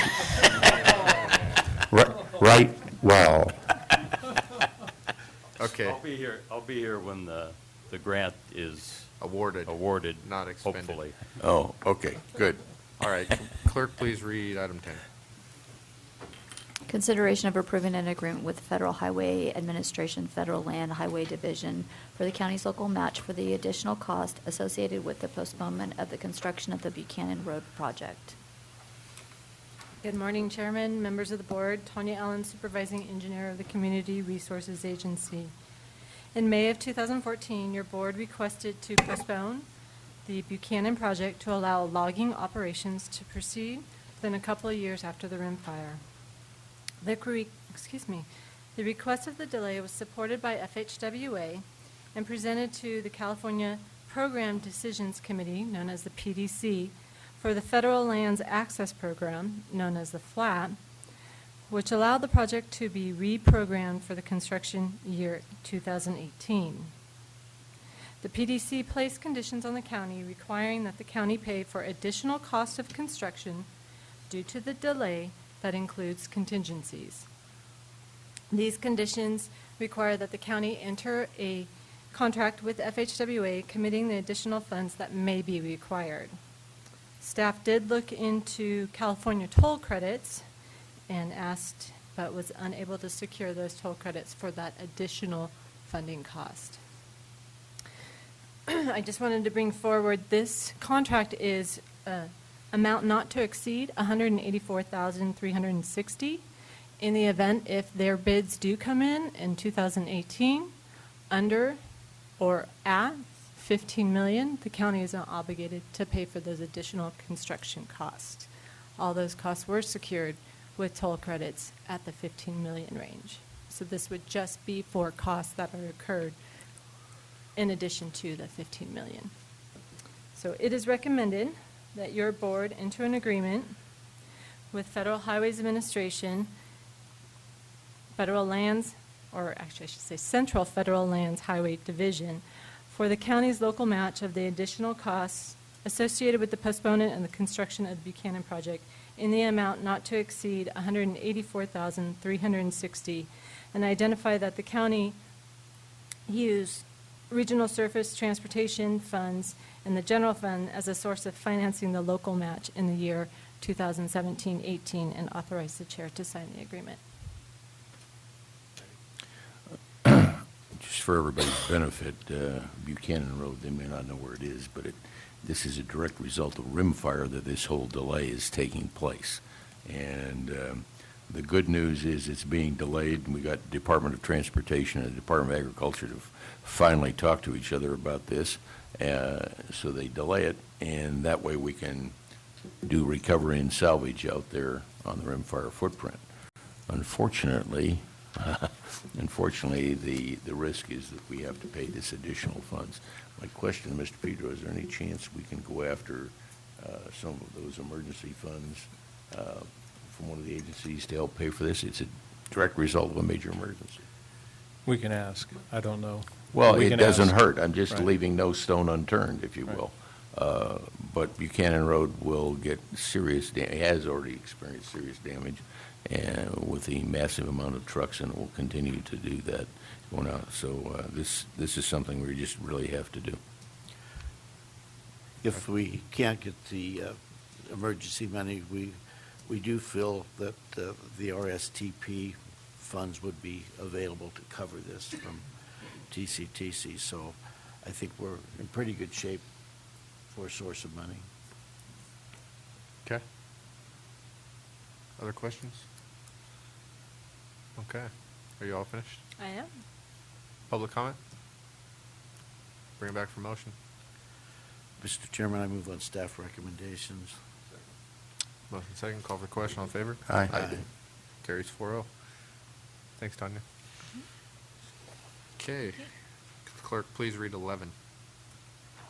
Consideration of approving a standard agreement for professional services with Mark Thomas and Company to services associated with the design and construction of the bridge and roadway for Lime Kiln Road crossing Curtis Creek Bridge replacement project. So Tanya Allen, CRA, Community Resources Agency. Lime Kiln Bridge crossing Curtis Creek has a sufficiency rating of 65.8 and is classified as structurally deficient. The design of the bridge was contracted in 2 phases, and in March 2013, your board awarded contract for Phase 1 to Mark Thomas and Company, which included topographic and boundary surveying, geotechnical engineering, preliminary hydraulic analysis, preliminary environmental assessment, bridge type selection, and preliminary design plans. Mark Thomas and Company presented 5 potential structure types and 3 potential roadway alignments to our engineering staff to review. Engineering staff and the consultant evaluated all options and based on the most economic, environmental friendly, are proceeding with a cast-in-place reinforced concrete slab bridge. The geometrical layout is provided in your board documents. The new 3-stem structure will maintain a rural look with a low profile and aesthetic railing that is similar to the area bridges or bridges within the area. So in front of you is the second phase for Mark Thomas and Company for the agreement to complete the environmental document, finalize the design, and do right-of-way acquisitions in order to construct the project as its program date with highway bridge funds in 2017. And here with me is Blossom Scottheim to answer any questions about the project. She is a project manager. It is recommended that your board enter a standard agreement for the professional services with Mark Thomas and Company for services associated with the design and construction of the bridge and the roadway for the Lime Kiln Crossing Curtis Creek Bridge replacement in the amount not to exceed $466,082 for Phase 2 and authorize the chair to sign. Just a question. When this project started, there was a couple property owners that were interested in what was going to happen there. Did we ever meet with those owners and discuss what was going to happen? I've talked with 3 or 4 of the property owners. I've had extensive conversations with the property owner whose property will be the most impacted on this project with the new alignment. And what was their general feeling? Everybody's been supportive. Okay. You know, of course, the parcel here where the new alignment crosses had some concerns. We discussed that with her. It was when we were doing the Lime Kiln Road reconstruction, so she was really concerned that we were doing a lot of corridor enhancements there that were going to bring a lot more traffic, and I assured her that wasn't the case. Okay, so. Thank you. What's going to happen to the existing bridge? Is that going to be It will be demolished, unfortunately. taken out? Yeah. Removed. Okay. Mhm. Any other questions? Public comment? Bring back for motion. It's in my district. I would be happy to move on staff recommendations. Got a motion, a second. Call for the question. All in favor? Aye. Aye. Carries 4-0. Thank you, and look forward to that getting done. Okay, let's do reports. Let's start with Mr. Pedro. Looks ready. Okay. Mr. Chairman, you've heard a lot of reports from me today, so I'll just touch on one thing that's been out there, and I've seen a number of things from different board members, and it has to do with the Twain Harte Dam, failure. There's people thinking that some folks are thinking that we're out there emptying the county coffers, offering money, to repair and offer financial assistance directly to the Twain Harte Lake Association. That is not the case. What we are doing is offering staff time and support of investigating, what options may be available to assist both the Twain Harte Community Service District, who has an important sewer facility involved in that area, and also, looking to see if we can be of assistance to the Twain Harte Lake Association in identifying potential sources of funding, which could take a variety of angles. To help them once they know what it is that they will have to do to effect a repair to that dam. Certainly that's the kind of thing we have done in any kind of emergency. If we can help public agencies, businesses, private property owners, we just do that as a matter of course. That's just what we do, and the board has always wanted us to do. In this case, again, there's the public infrastructure with the sewer. There's also the concerns about if that dam is not repaired. That's also been used extensively by CAL FIRE and Forest Service to dip their helicopters in for fire suppression. This was indeed looked upon by the Twain Harte Community Service District as a potential backup water supply when the drought first really took effect. They were talking about a portable treatment plant, for that. They didn't have to do that, but it definitely was part of the consideration, there. Privately, if the dam is not repaired, that is definitely going to affect property values in that area, and based on the last conversation we just had, could affect those valuations, could affect property tax, revenues, if you want to look at it that way. Definitely can affect the economy of the Twain Harte community if people aren't coming because that dam is not there. It is an attraction to the community. But anyway, it's a variety of reasons, public good, reasons. But this is something that it's assistance we would provide to anyone and have in the past, if we can be of assistance to them when faced with a catastrophe like this, to help look for options for repair and for remuneration if it's available. But just to be clear, totally clear, the county is not offering up anything out of our funds or anything like that. We're just trying to help the folks up there. So just for clarification, because I know the board's had a lot of questions about that. Thank you. Okay, August 6th, I attended the first 5 meeting as an alternate for Supervisor Brennan. We did a tour of the Head Start program on Blue Bell Court. It's run by ATCA. Really nice facility. It's good that we have something like that available. August 7th, had the opportunity to do the post-training simulators for shooting and driving. Fun, interesting, but I did crash and burn my Crown Victoria. I don't think I've been made to be a highway patrolman. It's a little more difficult than I thought driving that car. On August 8th, Tuolumne County Economic Development Authority, we welcomed George Sagarini as a new member. Also on the 8th, I met with a group of business people in Groveland and Caltrans looking at the circulation of the traffic, back street, and also foot traffic. Caltrans has come up with some immediate solutions that will really help what's going on there, and then working into a long-term plan. A grant was secured by TCTC to do a full circulation plan for the Groveland area.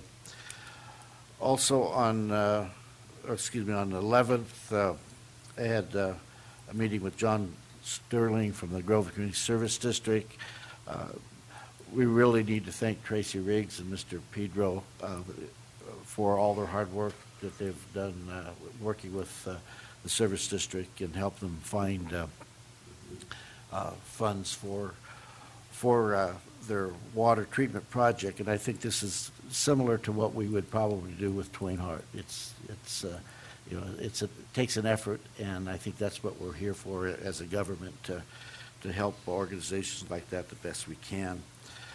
Also attended the Commission on Aging meeting. Sheila Shanahan did a presentation on housing and what's available. On the 13th, we did the TCTC meeting, and we looked at the operation plan. We also did a thing that's really something that we don't like to do, and that's not let somebody ride the bus for bad behavior. When you're on those transport buses, there's rules, and we hope that people would abide by them, but unfortunately it doesn't always happen. On the 14th, along with Supervisor Hanvelt and about 25 other people, we spent the day up on Rim Fire. It's amazing, one, how much work is going on up there, but it's also amazing on how much biomass and standing dead trees that are there too. So there's a lot of work cut out for us. And I believe that's it. Thank you. Thank you. I'll come back to the RCRC board meeting and give you a handout on that at the end. But after the last Board of Supervisors meeting, Supervisor Royce and I met with County Council and staff from Community Services, or what do we call them, resource. Anyway, on code compliance, on Thursday, August 7th, I did a radio interview with B.J. Hansen at the radio station, along with Mike Albrecht and Susan Skalski, doing Rimfire 1 year later. I haven't heard that, but I guess it was aired a week ago last Saturday.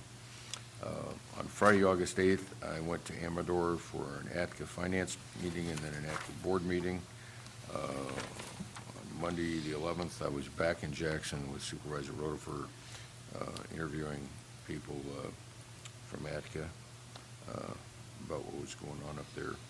On Tuesday the 12th, we had the NRC meeting, the Natural Resources Committee meeting with Supervisor Brennan, and it was a very interesting meeting. You've seen two actions that were recommended out of that, which will come back this afternoon.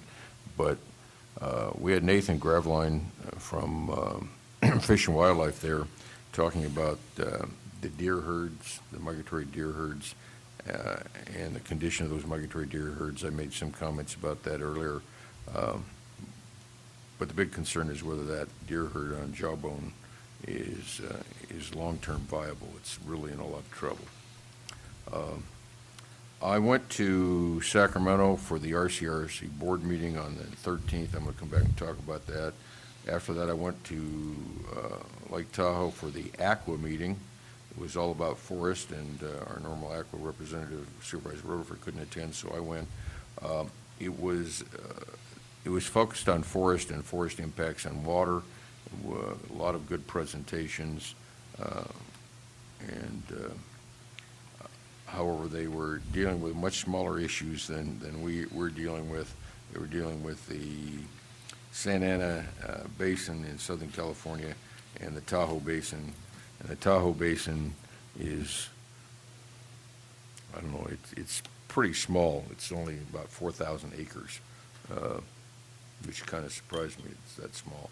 I did go on that YSS field trip with Supervisor Gray. There's a lot of work out there. It's amazingly complex, and the thing that is frightening to me is how much is being done, but how little of the footprint is really being impacted. It's kind of scary. I was at Kennedy Meadows for an event on the 16th, and I have to tell you, Kennedy Meadows is beautiful. We own that now, and I couldn't pass it up, the opportunity to go up there. I went to the Elks Club picnic on Sunday, and yesterday I went to Sacramento to McClellan, where they're holding a 2-day meeting on rimfire recovery and restoration, and talked about reforestation. And I think that was very interesting. A lot of YSS members were there, which is really good. While I was there, I met Jeannie Higgins, who will be Susan Skalski's replacement next month. I talked to Susan. She will, well, I think we got an announcement today that she's going to issue the preliminary, but she's going to sign the record of decision by the end of the month on salvage. It's likely to be less than we expected. I also met Barbara Drake. Barbara Drake will be replacing Rob Griffith on rimfire recovery. She'll be taking it over, and she tells me she'll stay till it's done. She's scheduled for at least 4 years, which is a good thing. If we go back to RCRC, I'll give you some handouts here. This is a summary prepared by Justin Capruso of RCRC. First thing I did is encourage everybody to go to the September 24th to 26th annual meeting at Squaw Creek in Placer County. While we were there, Governor Brown walked into the meeting unannounced. He just walked in, and he obviously had just finished the water bond negotiations, and he made a comment how difficult that was, and he says everybody around the state asks him, what's in it for us? I thought that was interesting. What's in it for us? And I'll come back to water bond. But anyway, he spent a little time there, and just a sideline is, as he walked out, I handed him some of the stuff that I've been working on, and he says, oh, you're from Tuolumne County. And he pulled out his camera, or his phone, flipped open. He says, I got to show you some pictures from the Tuolumne County Fair. He says, I was there. And he showed me pictures of his wife and a goat. No pictures of him, but pictures of his wife and a goat. He took extra time to talk about how wonderful his visit to Tuolumne County and Tuolumne County Mother Lode Fair was. I thought that was pretty interesting. Anyway, they passed a code of conduct for the organization, and the reason had to deal, they felt they had to be able to deal with inappropriate behavior of a member. Never thought they had to do that, but there was an incident in another county, and they felt they had to deal with that, so they passed that. Attached to this document, and need to put it on our agenda, is Sierra County initiated this, and they're trying to get every county in the RCRC to pass a wildfire prevention resolution, and there's a draft attached. And so people are starting to pick up on that. They talked a lot about groundwater and the groundwater bills. One of the really serious observations came from Supervisor Rogers of Madera County. He said the water table in Madera County has dropped 50 feet in 2 months. 50 feet in 2 months. They've had wells going dry and water agencies going dry. We did get a water bond update. I'll come back to that in a sec. I think you can read the rest of it. Waters of the U.S. is becoming a bigger and bigger issue, and so I'll let you read this. On the water bond, immediately, well, actually, about noontime, Kristen Olson texted me and asked me to come talk to her about water bond, so I did, and because it was obviously coming up for a vote very quickly. And my comment was simply this. The water bond should have been on the ballot years and years and years ago. This isn't perfect. There's a lot of money in there, percentage-wise, for storage, which is absolutely essential, but I told her we also need to make sure the storage gets done. I said, while I have preferences where I want it done, we got to have storage put in place to help California. But it isn't perfect, not everybody's going to get everything they want, but we need to get it done, and we all need to support the water bond. If we don't do the things proactively to help our water situation in the state, we're going to have bigger problems coming down the line. And I think this is just the first of what we have to do long term, but for now, we need to support it. And after conversation, she agreed, and it passed. Obviously, the governor signed it, so it will be on the ballot in November. End of report. Okay, before I get into the details of my report, I just want to say that what he said about the water bond, I'm kind of looking at it as a down payment, and a very necessary down payment. There's more to do, but if we don't get started, we're never going to get there. So I encourage everybody that's listening to support the water bond and vote for it when it comes up for vote. Okay, on the 8th, I also went up to Jackson for the ATCA board meeting, and on the 11th, I accompanied, as Supervisor Hanvelt already said, him to have some discussions with some employees of ATCA up in Jackson. Also, later that afternoon, I had some discussions with another ATCA related person about some issues that we're dealing with.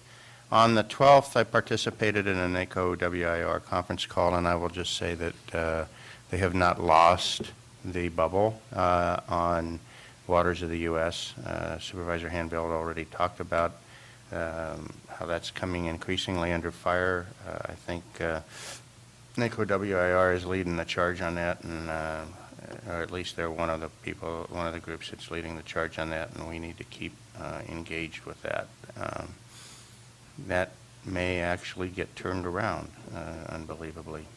On the 15th, I participated with our Counselor Drivdahl in providing some ethics training for principally the Head Start people in ATCA. And that went, I think, exceedingly well. I've gotten good feedback from the people that attended. And thanks, Counselor, for letting us use Carlin. She did her normal exceptional job on stage. I think she missed maybe her calling. I don't know. Anyway, I also talked to yet another ATCA employee later that day. And then that evening, I had one of the most pleasant experiences of my week.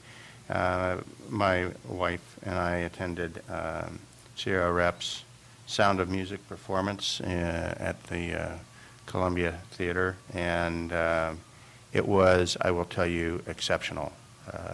It was every bit as good as their earlier presentation of Les Mis, and if you get a chance to see that, please avail yourself of it. You will not be disappointed.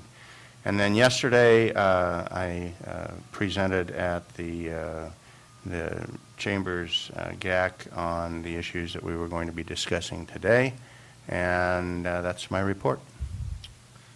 County Council. Thank you. On August 7th, Carlin met with a constituent of Supervisor Gray regarding a zoning issue. She really enjoyed that.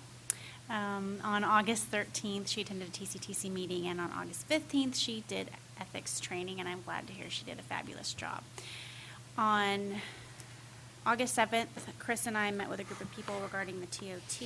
On August 8th, Chris attended the ATCA board meeting. On August 13th, he and I participated in a webinar regarding drug laws and workplace, which was quite interesting.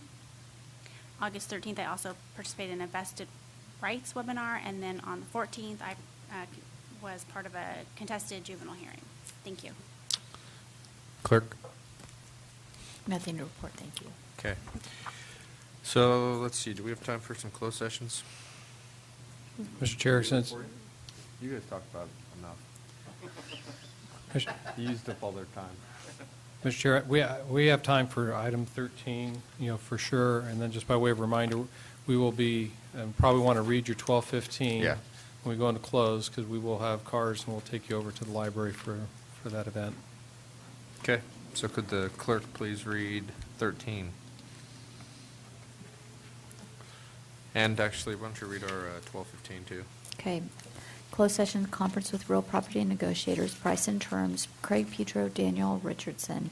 Authority Government Code Section 54956.8, several parcels located in Jamestown mine area, APNs 58200-27, and then 30 through 35, and then 560-1 through 03, and 59080-42. And then the 1215 is located in the Tuolumne County Main Library at 480 Greenlee Road in Sonora, and it is a presentation and ribbon cutting ceremony for the newly remodeled main Sonora Library. Okay. We expect to report anything out for closed session? No? Is there any public comment on the closed session? Okay, at this time, we are going to recess to closed session and then to our 12:15 appointment. We'll be back at 1:30.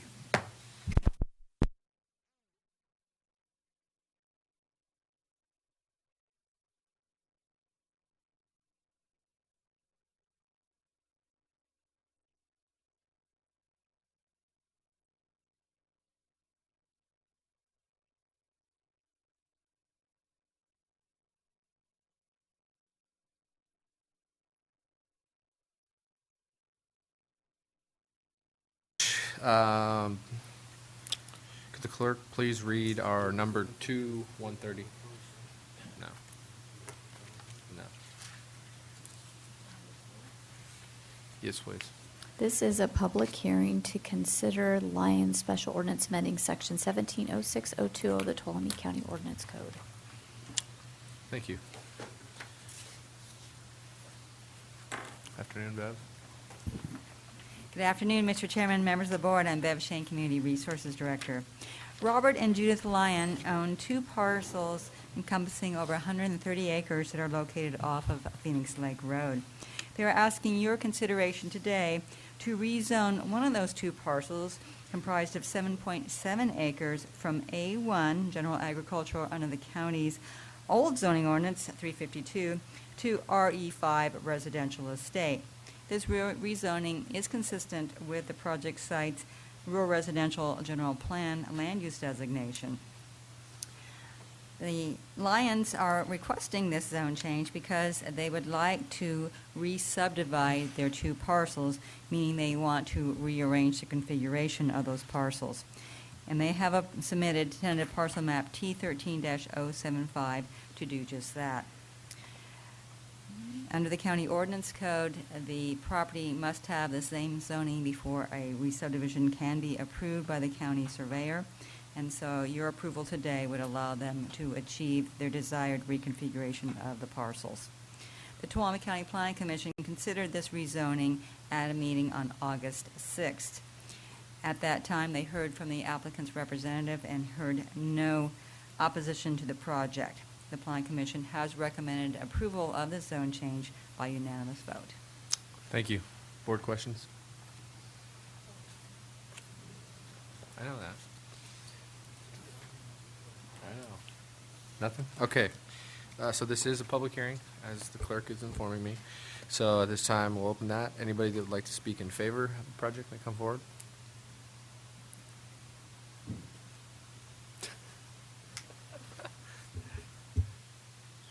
Good afternoon, members of the board. My name is Richard James. I'm a licensed land surveyor for land and structure. I am the project surveyor on this particular project.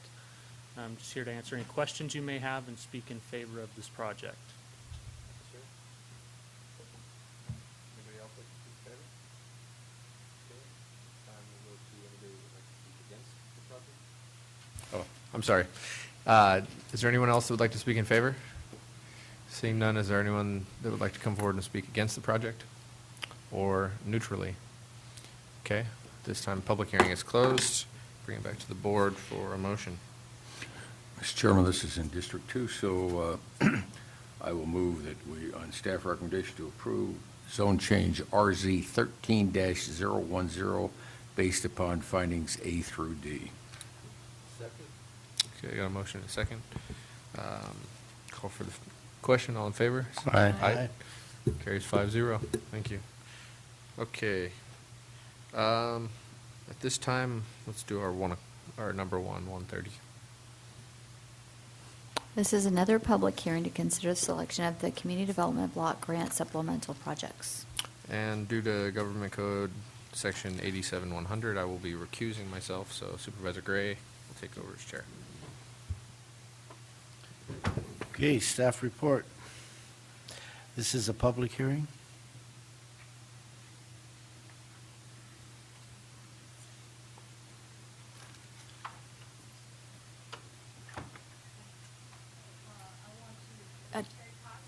Consulting.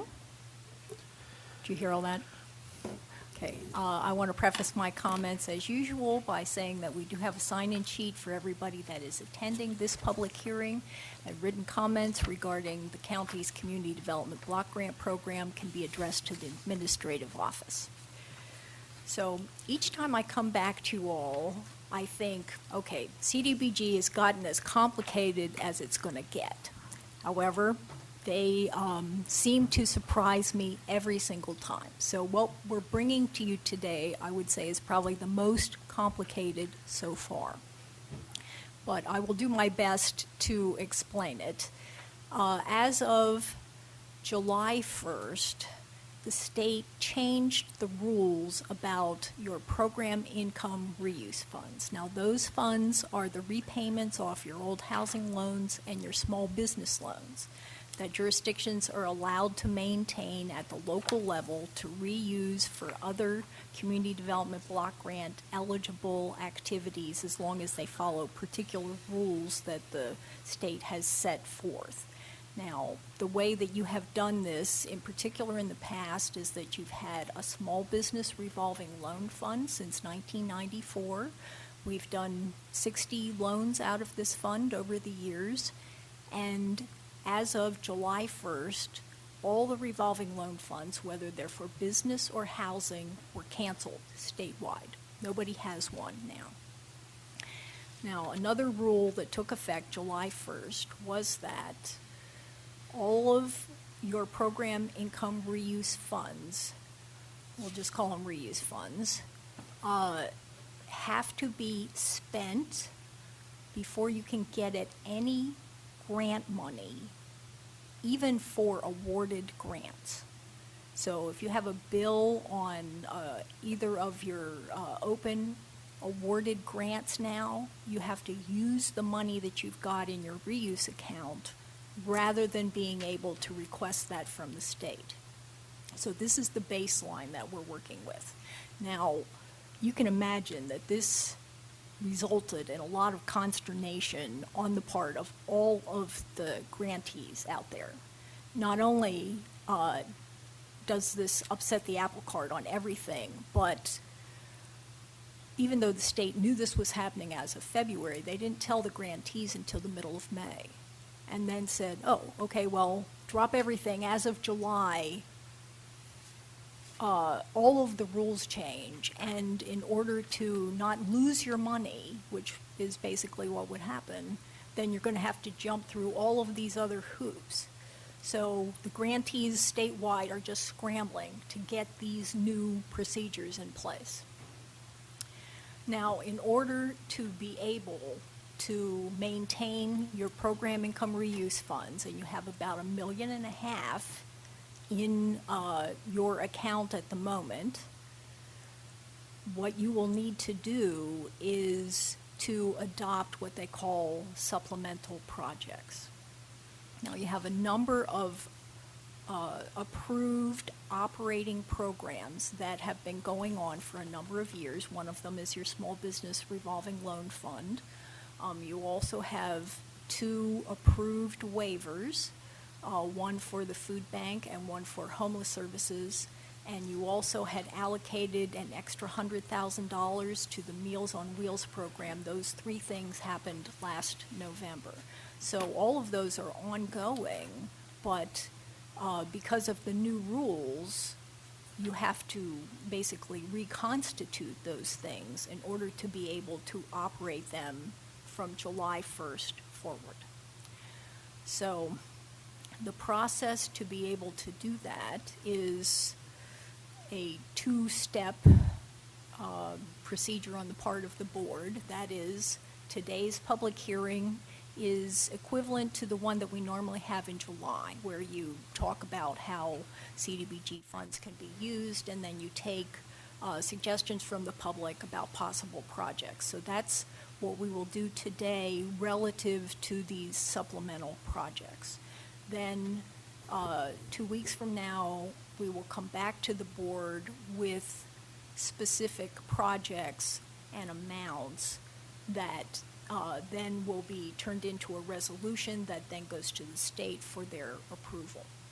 Now, so far, I have gotten some feedback from the state about draft forms that I've sent up for supplemental projects that have been described in your packet, just to get sort of general feedback about that. And so far, they've said, okay, it looks okay.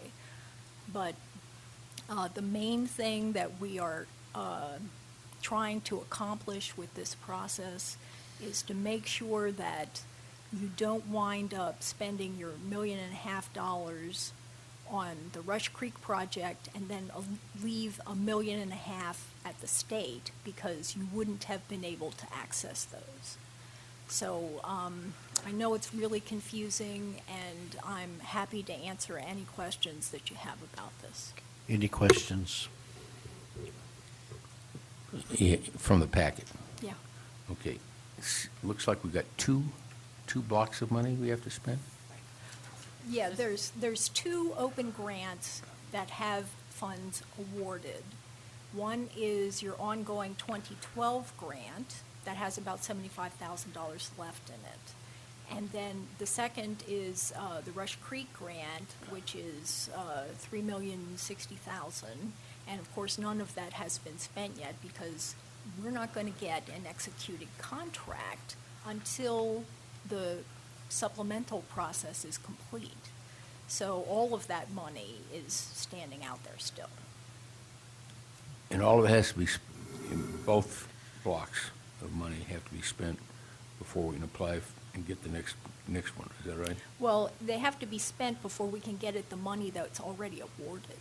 Ah, okay. Okay. Yeah, I mean, this is the issue, that not only does it get in the way of future grants, it gets in the way of grants you've already got. And that was my question, was the future grants, because we had approved a date to look at new grants Mhm. in the event that there was going to be money available. And Right. so how does this impact that? Yeah, well, it impacts everything. And you have your 2014 application that is still pending. They were supposed to tell us the 4th of July, and we probably won't know till mid-September, maybe the end of September, what happened with that. But if that grant is awarded, or any part of that is awarded, then the same situation applies to that grant. That is, you can't draw down any of those awarded grant funds until you have no money left at the local level. Any other questions, Supervisor Helfeld? So, okay, let's go to the 2012 grant. Mhm. That one's got 75,000, Right, and we need to find a home for that. exactly. And we have, how much in the other one? Well, it's $3,060,000 is the total grant award, but the part that's at risk is the money that you've already got, the $1.5 million. Okay, so we got to plus money spend that- yeah. $1.5 million on the 2013 or whatever grant it is. Yeah. Plus the 75. So we got, Well, including the 75. oh, that includes the 75. Yeah, now there is one other aspect of this. This is 3 years that we have to account for. So it's not just the money you've got in the account, it's the money that we think will come in during that time in addition to that. So basically, we have to have enough projects approved so that the 1.5 plus, we think it'll be about 300,000 more that will come in the next 3 years. So all of that We money. need to spend 1.8 million. Exactly. And allocate that and prioritize it? Right. Okay, now I understand. That wasn't clear to me. Okay. It's still not clear to me. So we have a CDBG block grant request that's in, that we approved, right? Request? Or set of projects that are pending approval. Yeah, for 2014, yes. Yes, Mhm. okay. In order to get those, we have to spend all of the previous money that we've been given. Not just the 2014, the 2012, and the 2013 for Rush Creek. It affects all open grants. Okay. And how much is the 2012 and the 2013 that is left to be spent? 75? 75 on the 2012, and then the entirety of the 2013, which is that $3,060,000. And if Okay, you- but we have projects for the 3,060,000. Right, the $3,060,000 was, the whole thing we applied for was Rush Creek. So Okay, so now what we're looking for is a home for $75,000? Is that what we're doing? 2012, yes, and on the 2013, it would be the 1.8 million, which is your, Okay, that has a home, right? The 2013, 1 point whatever million, no. why does it not have? Well, yeah, because of the rule change effective July 1st. So that rule change said if you've got money in your account, you're spending that first, period. And so Rush Creek comes in with $1 million invoice. Mhm. That's where that money is going. Okay, And- so that's got a home. That money has a home. Yeah, and the result of that is that you've spent your money, which means that you don't need CDBG's money to pay that bill. So there's $1 million that you were awarded that you can't get at. That's why we do the supplementals, to get at that money. Okay, so what we're trying to do now is find a home for that $1 million? Here's what Yeah. you're coming to us Mhm. to come up with projects, okay? And the public. Yeah, and the public, but I want to know how much money worth of projects we're trying to determine here. 1.8 million. Okay. 1.8 million worth of supplemental projects. That does include Okay. Yeah, now, the other thing that we're trying to do is to make sure that the projects that you've already approved get carried forward in this new supplemental format. So that's your 2 waivers for the food bank and homeless services, your small business revolving loan fund, and Meals on Wheels. So you can't do those activities now unless they're in this format. Okay, so we would put those in the format because obviously the need is there. Yeah. Okay. Yeah, and So- these have been approved by the board already. Okay. That's what I'm trying to understand. We've Yeah. approved some things. Right. What are we trying to approve now? We're trying to approve those same activities in the new format. Okay, I guess I get it. Yeah, I apologize that this is so confusing, but I have not seen a rendition of this written on paper that anybody could understand. You know, it takes going back and forth like this till everybody can kind of walk it through the possible scenarios to begin to understand it. Okay, any other board questions? Just to understand, on page 2 of your handout, you're asking for us to vote for 1.724, which is a sum of the homeless services, the food bank, the Meals on Wheels, and the business loans. And then on the 12, CDBG 8421, you're asking for us to approve 75,860, 59,164 to housing stabilization, and 16,696 to administration. But That's what today, you- we're No, not that's approving what's- anything. That's what's already in the grant. The food Okay. bank supplemental would be the She's only asking 2012. supplementals, which is the Okay, food bank. but just to be clear, today we're calling for projects. We are not going That's to be right. approving The anything. September 2nd meeting would be the point at which the board would take action on the formal selection of the projects. We're just looking for direction from the board about what we should bring back on the 2nd. Okay. And then that amount that we're going to be looking at is the $1.8 million to figure Right. out what we're going to do with it for the Right. new projects. Mhm. Okay. Okay. Any other board questions? Okay, it's a public hearing, public comment? Seeing none? Okay, this will be coming back on September 2nd, and we'll probably be more confused. Well, before you let go of this, would you just itemize what you've recommended for the record for the public? Right. Okay. Recommended for consideration here? I'm going to close the public hearing. Yeah, what's been recommended is for the 2012 grant, 12 CDBG 8421, that the remaining balance of that grant, $75,860, go into a supplemental for the food bank. Then on the Rush Creek project. And what does that do?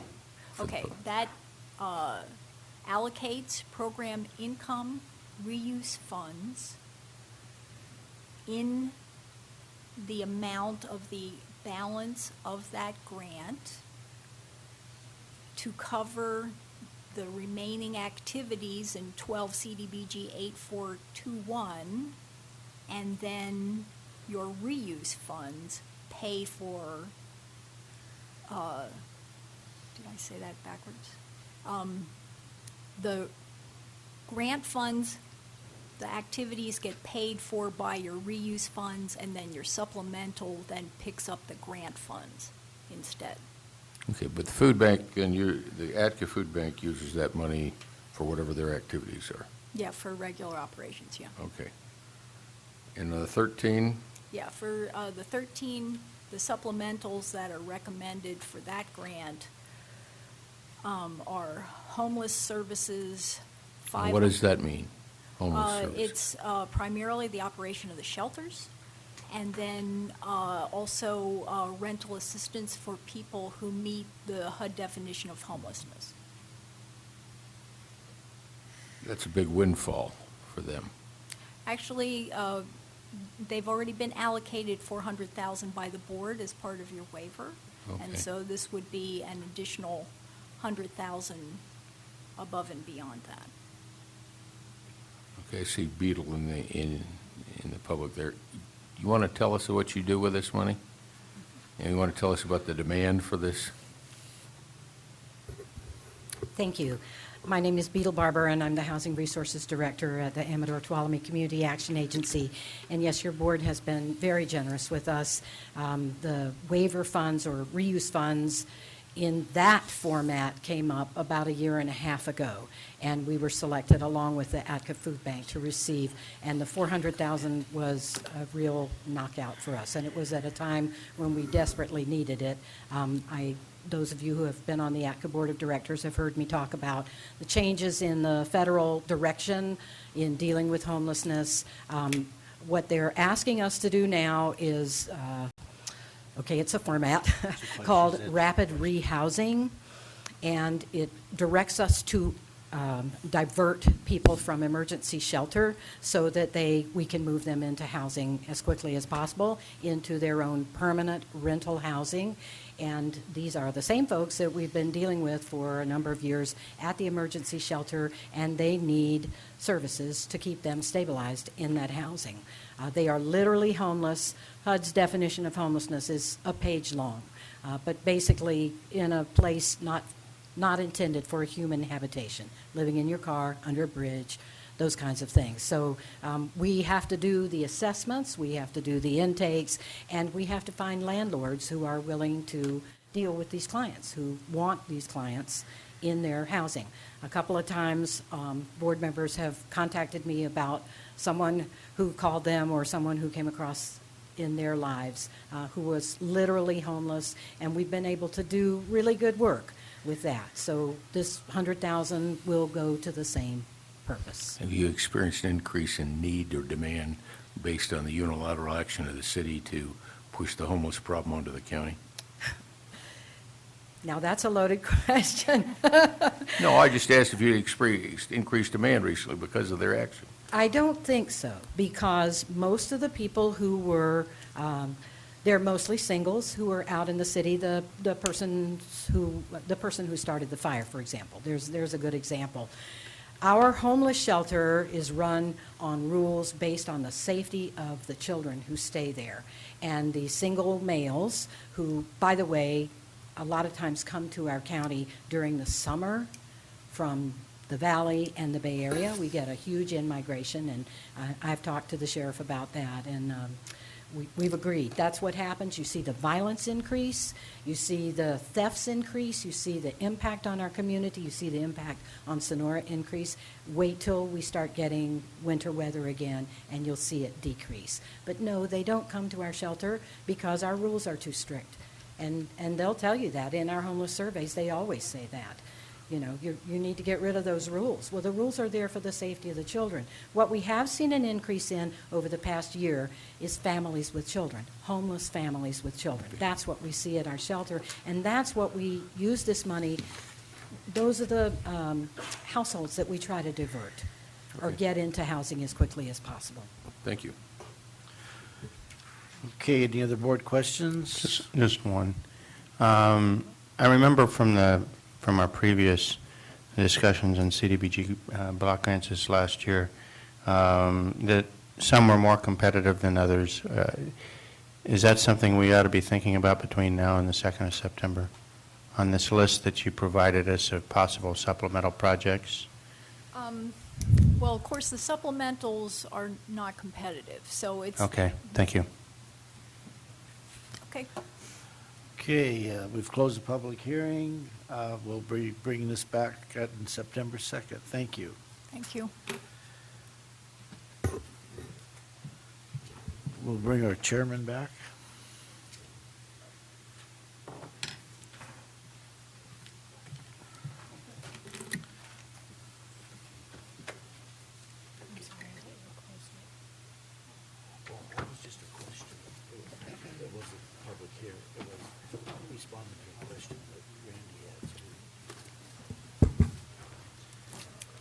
Okay.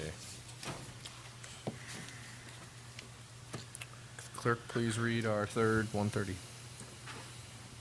Public hearing to consider Menderos and Muniz special ordinance amending section 170602 of the Tuolumne County Ordinance Code. Good afternoon, Mr. Chairman, members of the board. I'm Bev Shane, Community Resources Director. James Medeiros and Irene Muniz own 2 parcels that are located off of North Sunshine Road. They are asking for your approval today to rezone one of the parcels, consisting of 2.4 acres, from RE2, residential state 2-acre minimum, to R1, single-family residential. Similar to the Lions project, this project is proposed in order to facilitate a re-subdivision of the 2 parcels.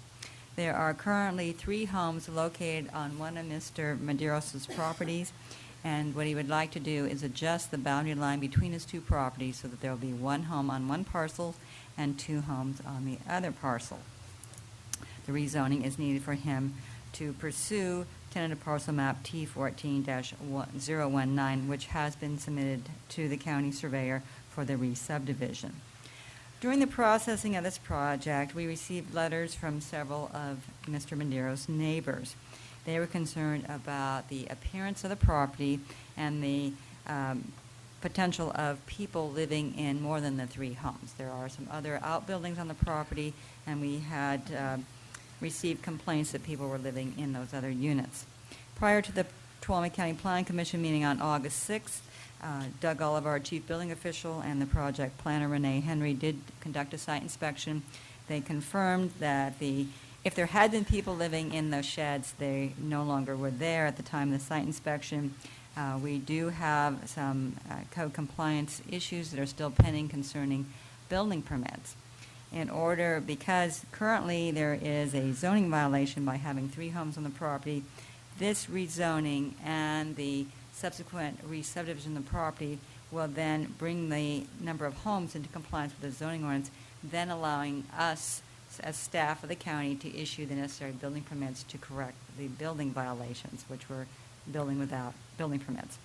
So this rezoning does have the potential to actually improve the situation on the project site. The Tuolumne County Planning Commission, as I said, conducted a public hearing on August 6th.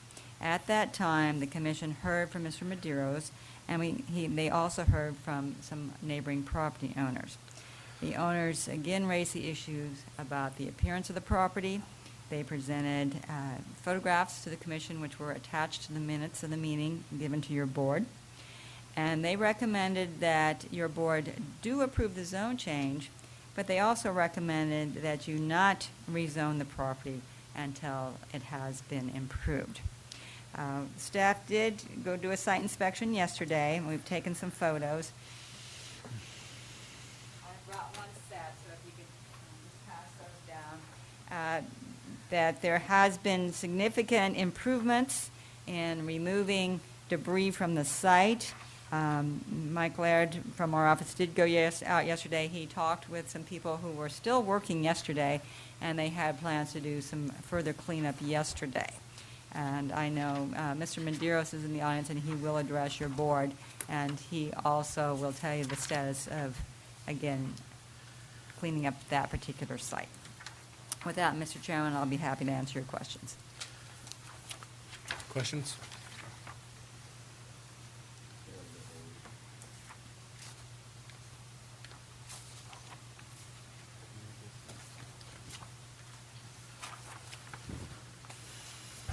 Ms. Shane, these complaints about code compliance violations, well, I think have to ask county council to be sure I'm correct, but I think that's a different issue than the zoning issue. And I'm not sure how that fits in there, but code compliance is a complaint-driven, and we got these complaints. Would you call these verified and egregious, or are they just incidental? The complaints that we're still working with are construction without permits. And because work was done on some of these buildings without permits. In this case, in order to issue the building permits, the homes have to be consistent with the zoning ordinance, and that is what will be corrected through this process. Okay. So there is a tie to those two issues. But it's just building code compliance? Right now, the only remaining issue we Are there any have hazardous is... waste issues or No, no. Okay.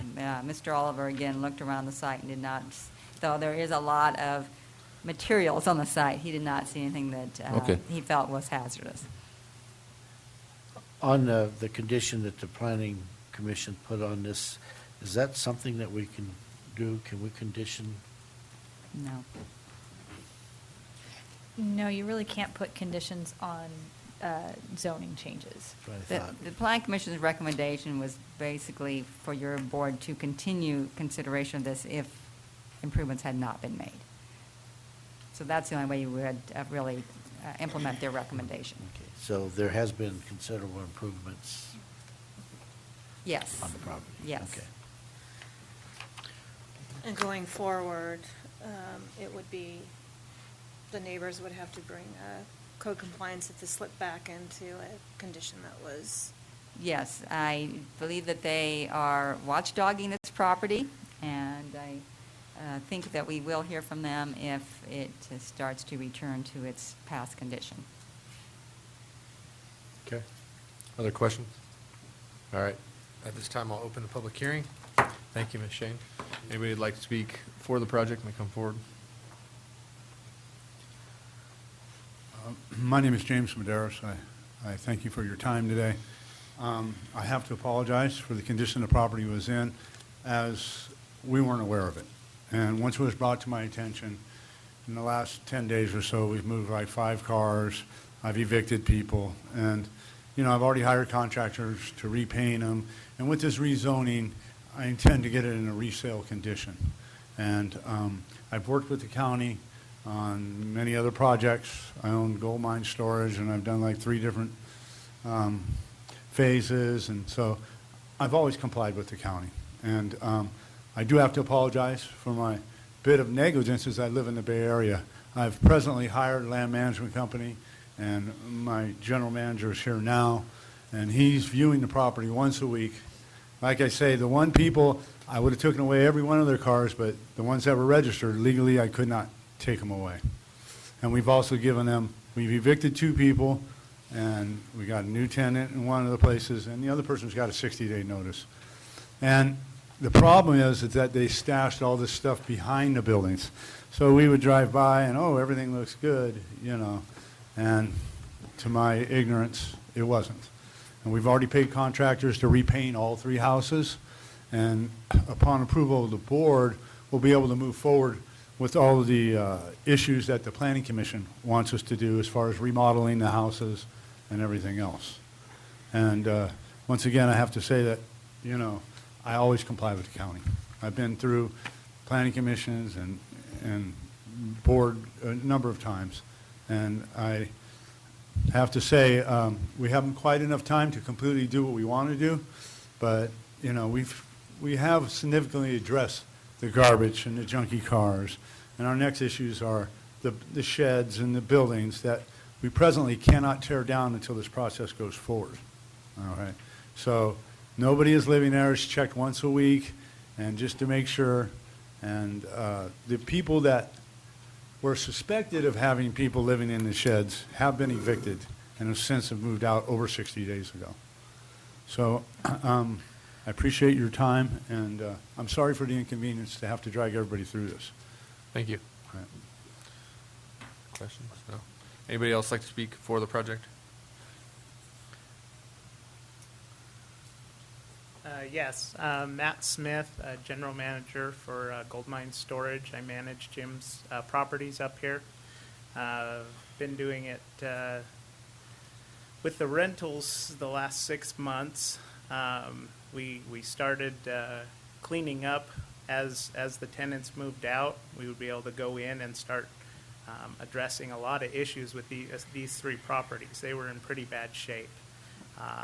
And we've been able to get one of the properties re-rented, fixed up and re-rented, and as we've gone through the county to get our permits to do the rest of the repairs that were needed to be done, that's when the zoning issue came up, to my attention anyway. And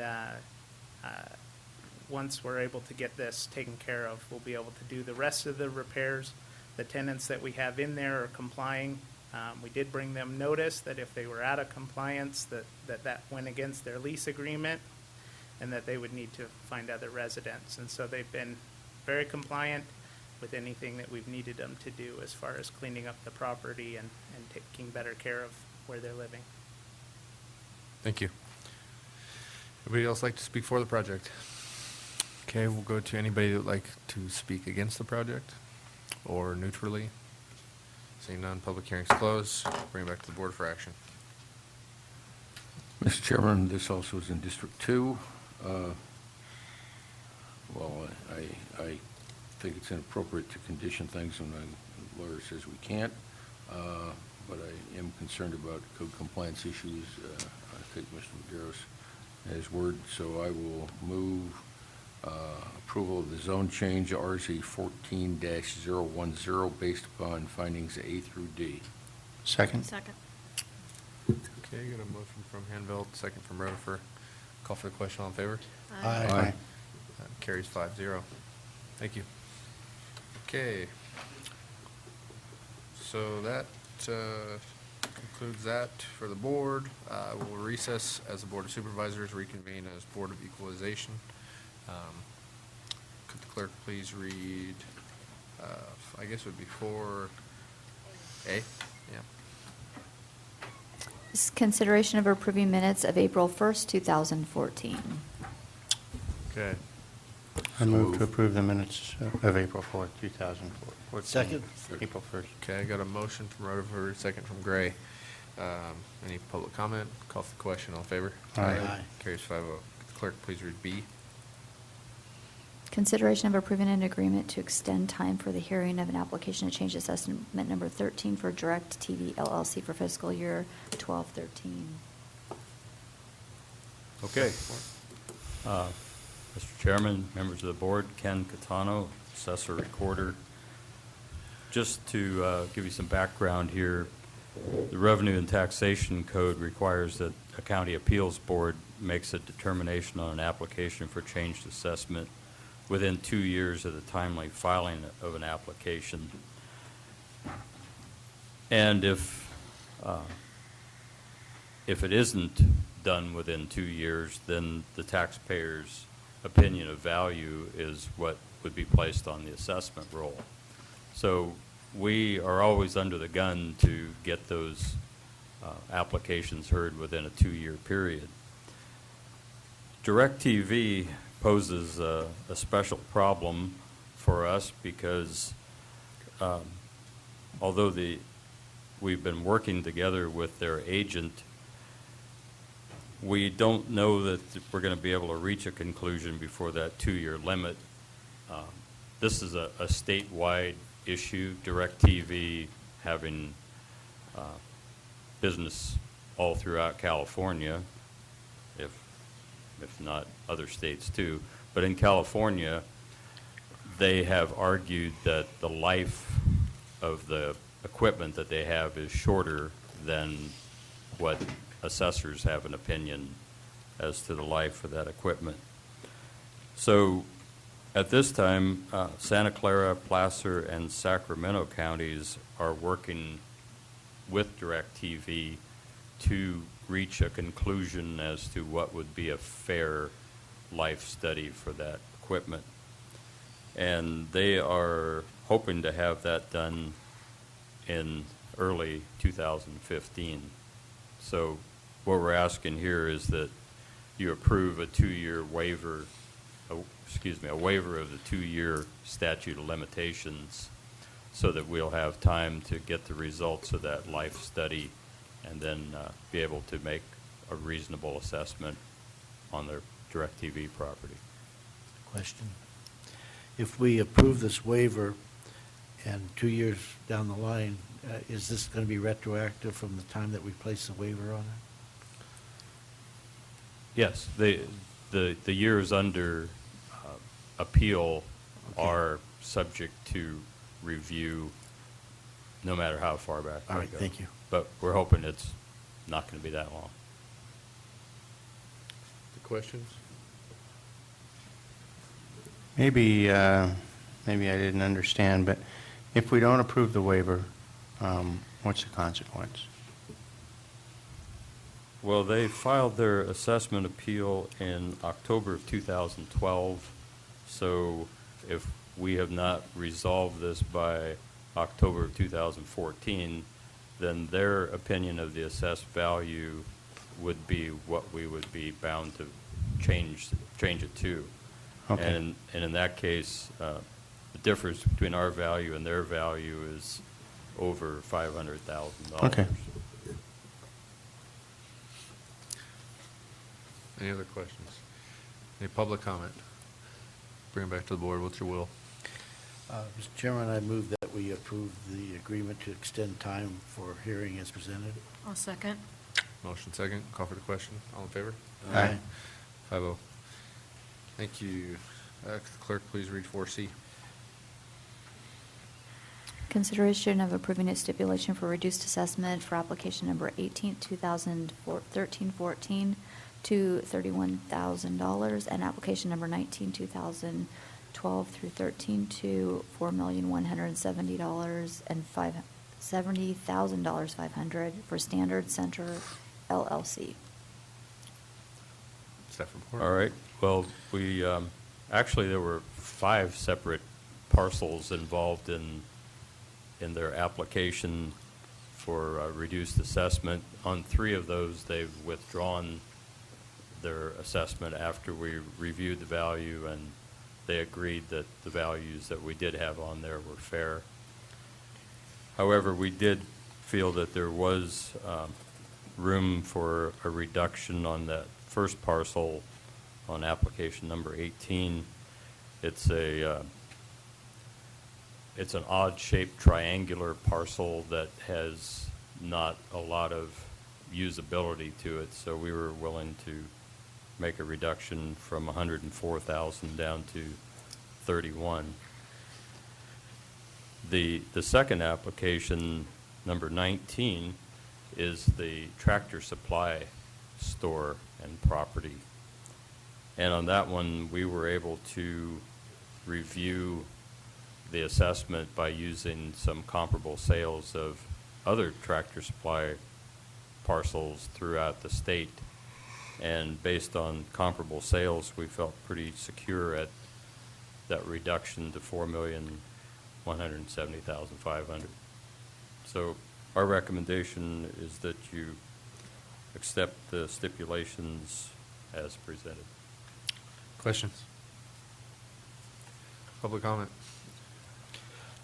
I think property in Tuolumne County is worth more than it is anywhere else. Just my personal. Can I get a motion? Could you review John's property assessment, please? Just a point of order, do we take these one at a time or together? Is it? Just do it together. All right. No comment there. Unless you want to do. I'll move on staff recommendation. Second. Motion second. All in favor? Aye. Okay, carries 5-0. Okay, yeah. This is a hearing for an application for change assessment number 1 for 2012-13 for Mountain Springs Development LLC. On this item, you've received a letter from the applicant requesting a continuance. His appraiser's not able to be here today, and for good cause, your board can continue this hearing. Okay. Do I need a motion for that? No, well, yeah, we can take a motion. We don't need a time certain. The applicant and Mr. Marr will work to get this back on your calendar. Okay. So moved. Second. Motion second. Any public comment? All in favor? Aye. Carries 5-0. Okay, so that concludes our Board of Equalization work. So we'll adjourn as a Board of Equalization, reconvene as a Board of Supervisors. Thank you, Mr. Catano. Could the clerk please read our final We have 7A and 7B. Do you want to do 7A or? What is it? 7A. Oh, our letters. Daniel, don't want to forget about you. Let's go back up. Can we take them together? Okay. Do you want to read those? Consideration of approving correspondence with the United States Department of Agriculture and the Biomass Corp Assistance Program for Rim Fire Restoration, and correspondence with, actually it's probably to the Governor, Jerry Brown, to use funds for Assembly Bill 32 for rim fire biomass removal. All right. All right, Daniel Richardson, Deputy County Administrator. So if you look at the letters, the revised letters that are being handed down, Are those the same? if you look at the benefits, Oh, thank you. under the Tom Vilsack letter, if you look at the benefits paragraph, I worked with Chris Trott, and we came up with some language that gives some statistics on the energy that could be generated from this biomass. So starting halfway through that paragraph, the Forest Service estimates that 2.2 million green tons of biomass sit in the rim fire footprint. If 75% of a green ton equals 1 bone-dry ton, 1.65 million megawatts of power could be generated at bioenergy plants from the rim fire biomass. In addition, it is estimated that for every bone-dry ton of biomass taken to a bioenergy plant, a 0.4 ton reduction of greenhouse gases is achieved. So that is in both letters in that similar paragraph. Cool. Sounds good. Questions? I move to approve the letters for the chairman's signature. Can I get a second? Second. Okay, I'll take a second from Gray.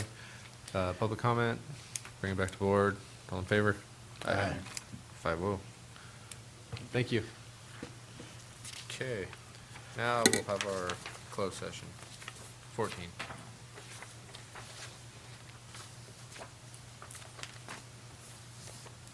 Closed session conference with labor negotiators Craig Pedro and Friend, Authority Government Code Section 5495, 7.6, all bargaining units.